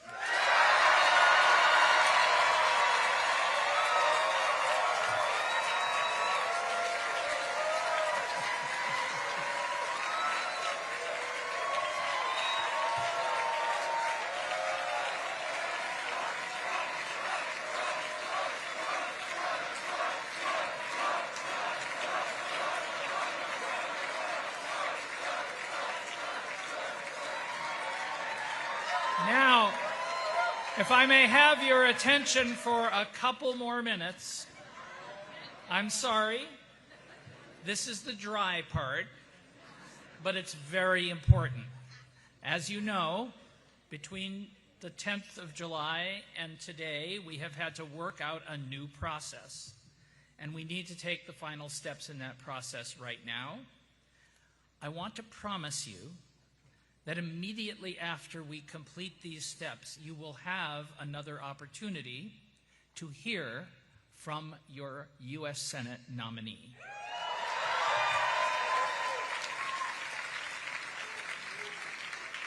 So please don't leave after the gavel. Thank you. The chair recognizes Jeanette Rivard. Jeanette Rivard, a state committee delegate, and understands that Jeanette Rivard moves the adoption of the convention report by the members of the Democratic State Committee. That report reads as follows: pursuant to the procedures set forth in the call for a nominating convention and the certified vote of the nominating convention, the Maine Democratic Party, let me read this motion correctly, Jeanette, I'm sorry. The Maine Democratic State Committee formally selects Troy Jackson as the replacement nominee for the Maine Democratic Party's candidate for U.S. Senate on the 2026 general election ballot. The Maine Democratic State Committee further authorizes and directs the chair and secretary of the Maine Democratic Party to deliver the required certificate to the Secretary of State in accordance with Title 21A of the Maine Revised Statutes, Section 363, and to take all other necessary steps to effectuate the placement on the general election ballot of the party's chosen replacement candidate. Is there a second for Ms. Rivard? It has been moved and seconded. This vote, again, is a vote to be taken only by the members of the Democratic State Committee. So those of you who have Democratic State Committee credentials and you are seated together, would ask you to use the cards that you have been given, a green card for yes and a red card for no. All those in favor of adopting the nominating convention report, which I have just read, please raise your green cards.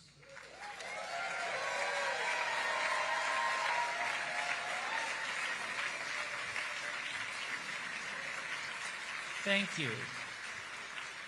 And those opposed, please raise your red cards. The green cards have it.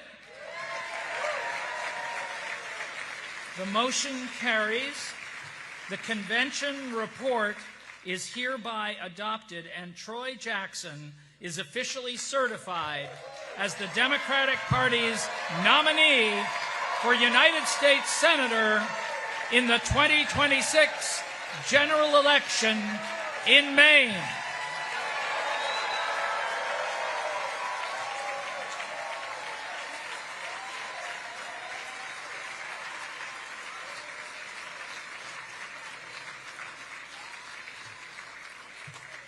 There being no other business necessary to conduct this convention, we are now ready to adjourn.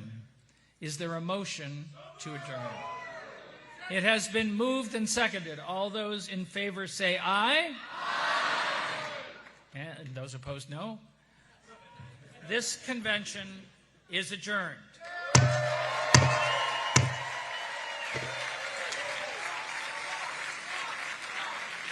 It is now my honor, and I am delighted to welcome our new Democratic U.S. Senate nominee to speak to you.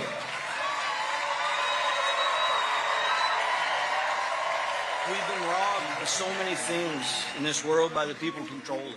You know, I think about my sons, I think about my wife, my granddaughter who hasn't been born yet, and those things to me are everything in this world.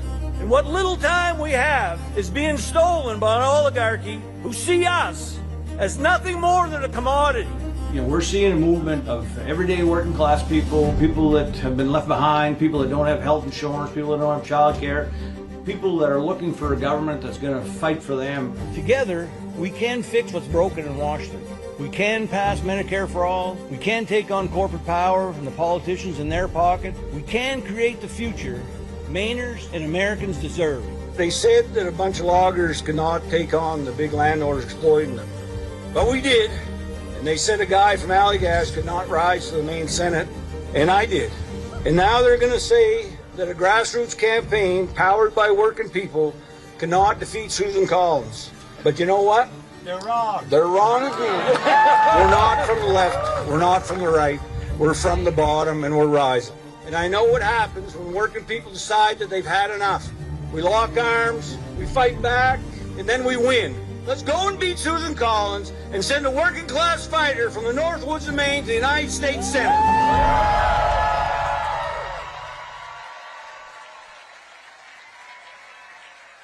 Please welcome your Democratic nominee for United States Senate, Troy Jackson. If I get too close, then I'm not how you was. Forget my northern attitude, oh, I was raised out in the cold. If the sun don't rise till the summertime, forget my northern attitude, oh, I was raised on the line.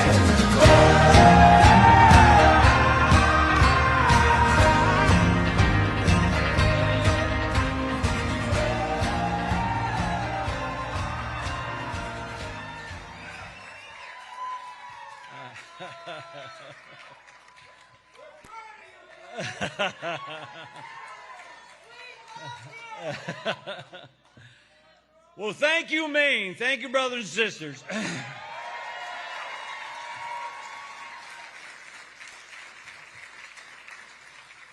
And thank you to the delegates who placed their faith and their trust in me, the volunteers and the organizers who built this campaign, my family that I can't, thank enough, the people of the St. John Valley and Mercer County, and everyone who stood beside me through every fight, every step, every misstep. And thank you to every candidate who stepped forward during an extraordinary moment for the party. I spoke. Yeah.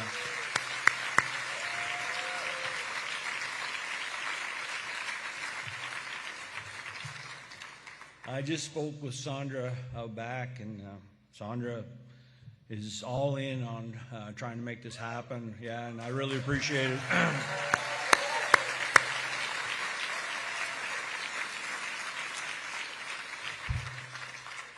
So outside of my family, my immediate family, because all of you are my family, outside of them, this is the absolute honor of my life to accept the Democratic nomination for the U.S. Senate.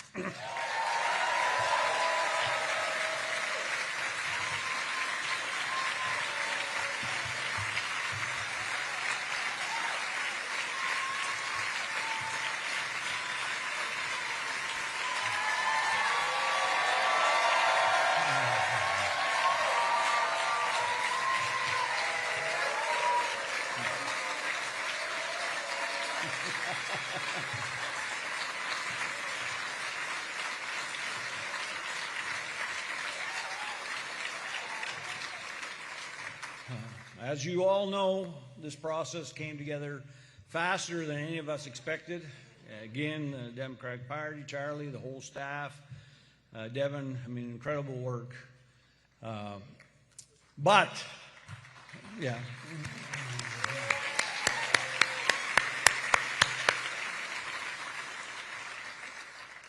this is important. You know, the movement represented in this room did not just begin 2 weeks ago. You know, whether you supported me from the beginning, supported another candidate, or are still deciding what you think of this fifth-generation logger from Allagash,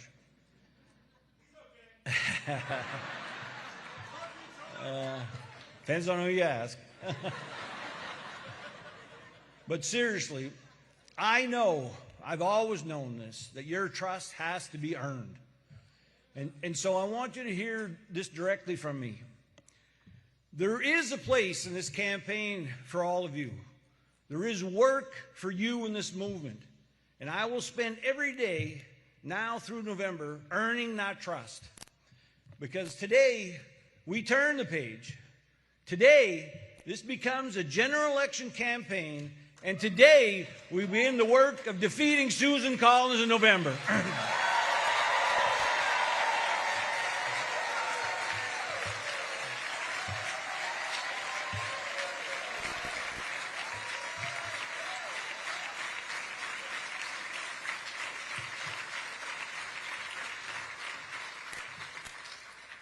So you all have heard this before, but I grew up in Allagash in a family of loggers, and I went to work in the woods after high school and spent years doing dangerous work for long hours and most of the time without health insurance. And again, everyone that's in that profession works hard. And we tried to take care of our families. We did follow the rules. But the harder we worked, the more that the companies took from us. And that literally was their mantra. We'll make you more productive so we can cut your rate. And the further behind that we would fall. And when we spoke up, nobody listened. You know, they wanted us, they expected us to accept that. You know, just keep your head down. You know, be grateful to little scraps that you're given. And you know, we weren't. You know, and that's why we got together and organized, and why we stood together, and why we ended up having to blockade the border. And we made them listen to the real reality of what was going on. And that fight opened my eyes. It changed my life. I mean, I went from somebody that didn't want to get out of line, was told not to get out of line, to where now I understand that you have to get out of line because the people in power are keeping us there. And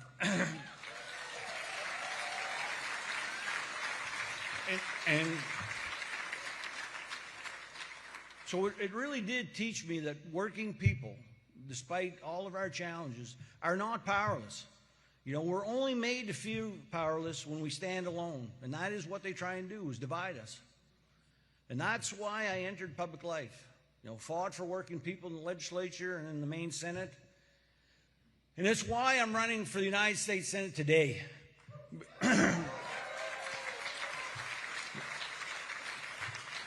Because the same thing that happened to us as loggers that I work beside is happening all across this state and all across this country to working people. You know, working people are in their sights all the time. You know, people are doing everything they can right and still cannot get ahead. They're working 2 or 3 jobs to survive. And this is important too. It's something I've tried to talk about for the past couple months, and something I don't know if I can actually articulate, but we're losing what little time we have with our families. You know, I spend all my time trying to catch up for a life lost with my kids. And I see it, you know, with people everywhere. You know, they've made it so hard that we're always chasing something to try and put it all together, and our families suffer. You know, they always do. And you know, trying to fight for the things that make your life worth living, to me, is the greatest thing that any of us can do.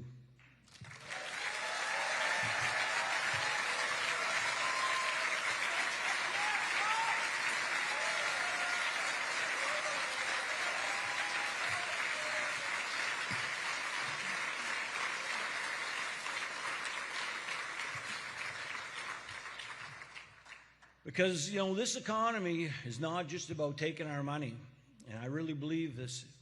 It is about taking pieces of our lives away from us. You know, they're watching the price of groceries climb while food companies report record profits.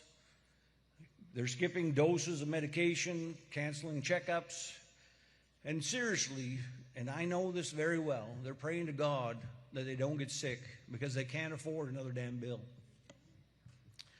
And young Mainers across the state are wondering whether they'll be able to buy a home in the communities where they grew up, where they lived. And this, too, is, you know, ridiculous. But older Mainers are wondering whether their retirement that they worked their entire lives for will still be there for them. And rural communities are watching their jobs, their schools, and their hospitals disappear, and it's affecting the urban areas also. And Susan Collins keeps telling us everything is just fine.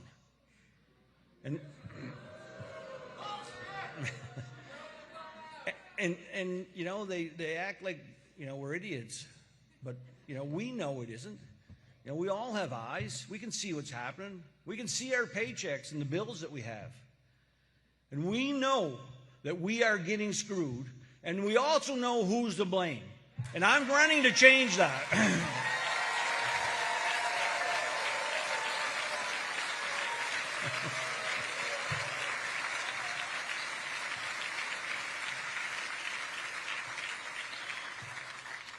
So I am running to pass Medicare for all.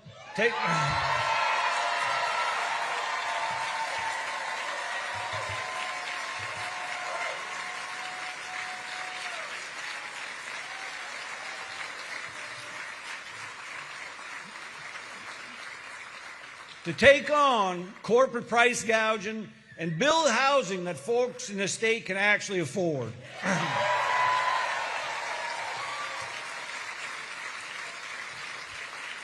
And I'm running to protect Social Security and Medicare. They're not going to touch that. And give every worker the freedom to organize a union without intimidation or retaliation.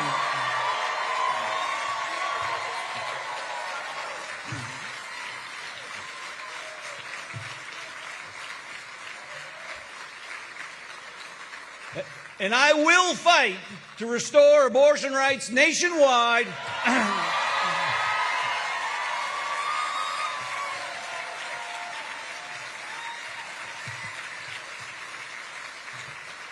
I'm going to stand shoulder to shoulder with our LGBTQ Mainers and stand up to Donald Trump and ICE when they attack our workers, terrorize our neighbors, and threaten the freedoms generations of us fought to secure.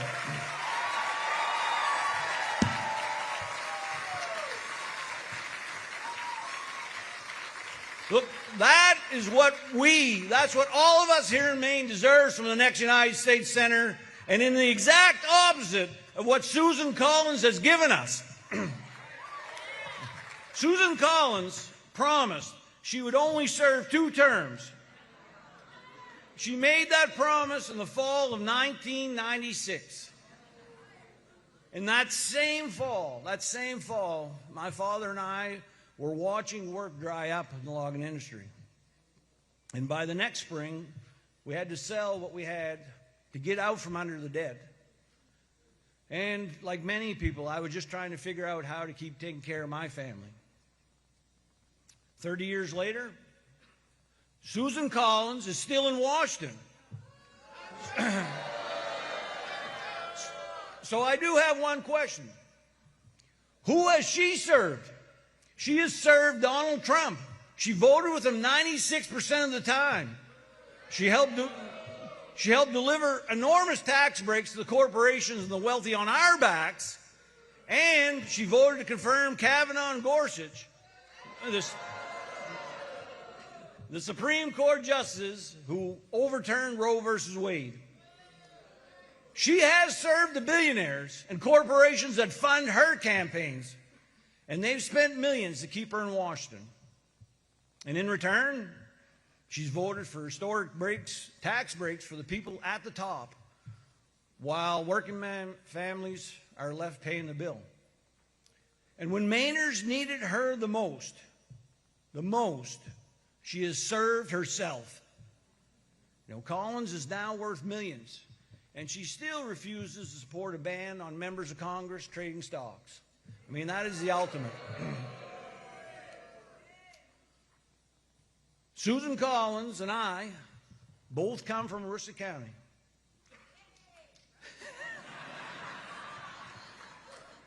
I thought Aroostook was over here. But that is where the similarities end.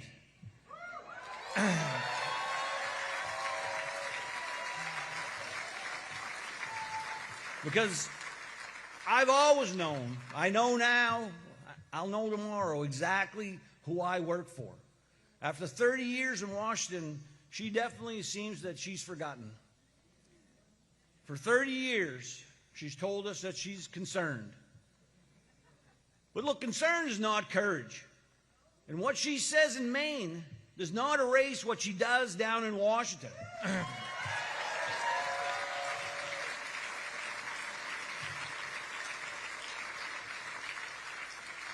So one way or the other, this November, she will answer to the people of Maine.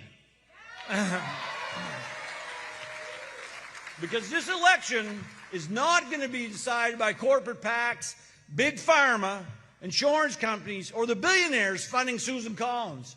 It will be decided in union halls and at kitchen tables.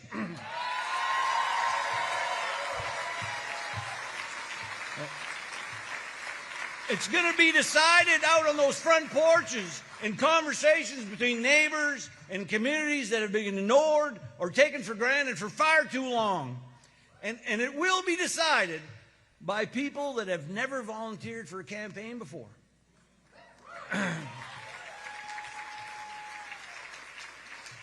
Because they know, we know it in our soul that we cannot afford 6 more years of the same thing.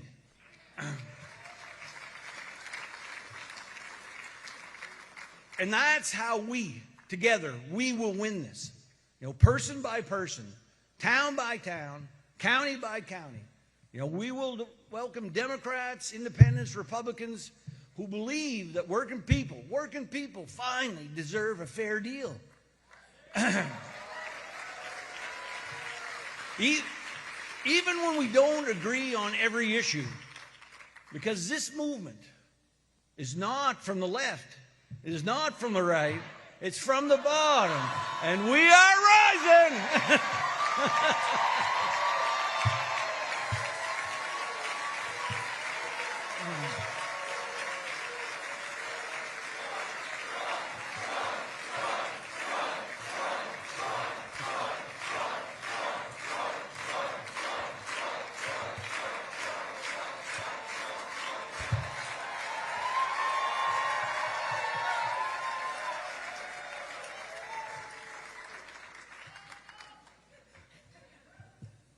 Susan wants us to believe that she is unbeatable. Here's what I have to say about that. You know, I've spent my entire life, many of you, being told that people like us are not supposed to have power. You know, they told us that a bunch of loggers could not take on the companies exploiting us. But we did. And they said a guy from Allagash could never lead the Maine Senate or stand up to the special interests. But I did.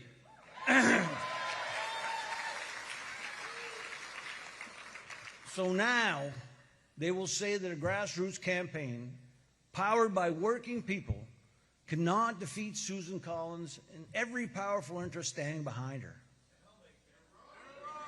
They are wrong again.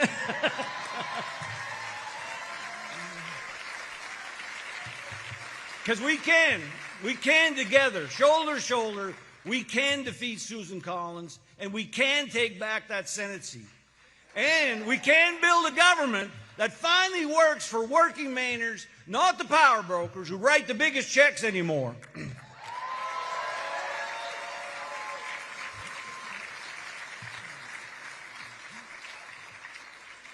But look, there's never been a campaign that I won on my own.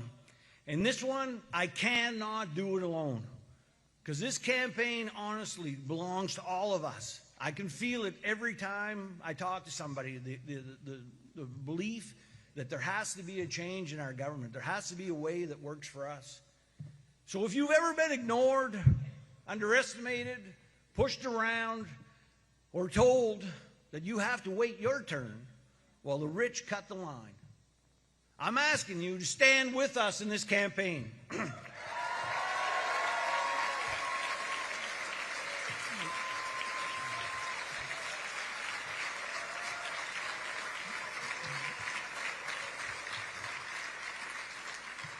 If you believe in your heart that health care is a right, stand with us.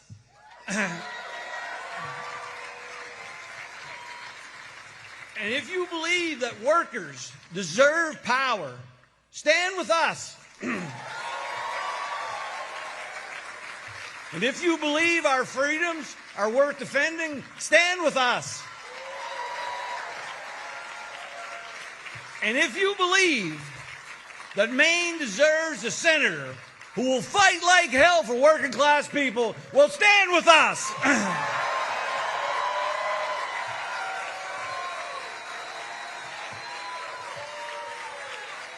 We have a party to unite, we have a movement to build, and we have a senator to defeat. And together, we are going to win.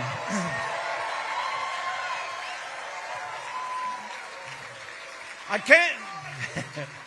can't thank you anymore. I am so inspired by all of you. God bless you, and let's get to work winning this race.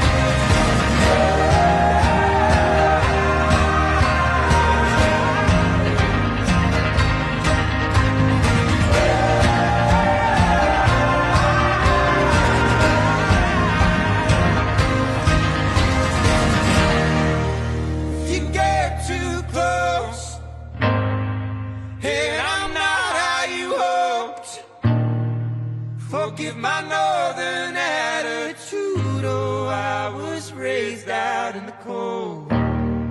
If the sun don't shine till the summertime, forgive my northern attitude. Oh, I was raised on little light.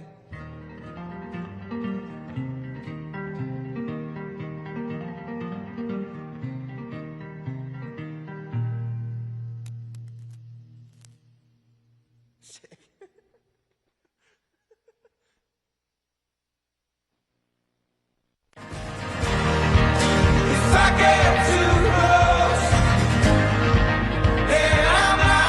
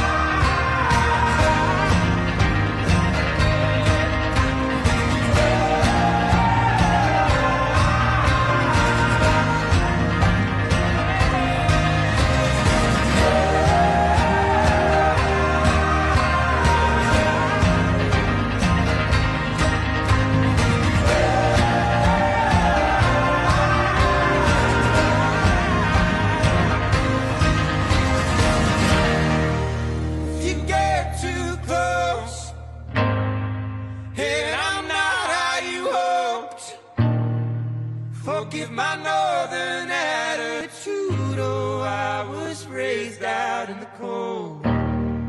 If the sun don't shine till the summertime, forgive my northern attitude. Oh, I was raised on little light.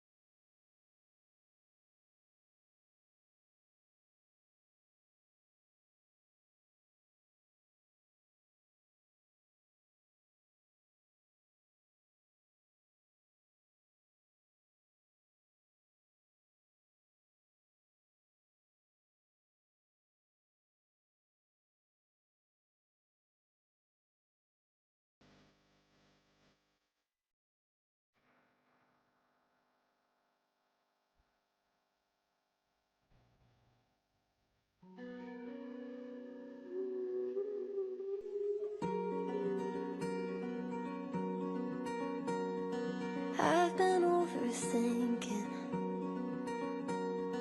I know it's a me thing. Close my eyes and see your face. I could stay right here for days, picturing you happy, somewhere looking at me. Wonder if it ever works, waiting on the universe. I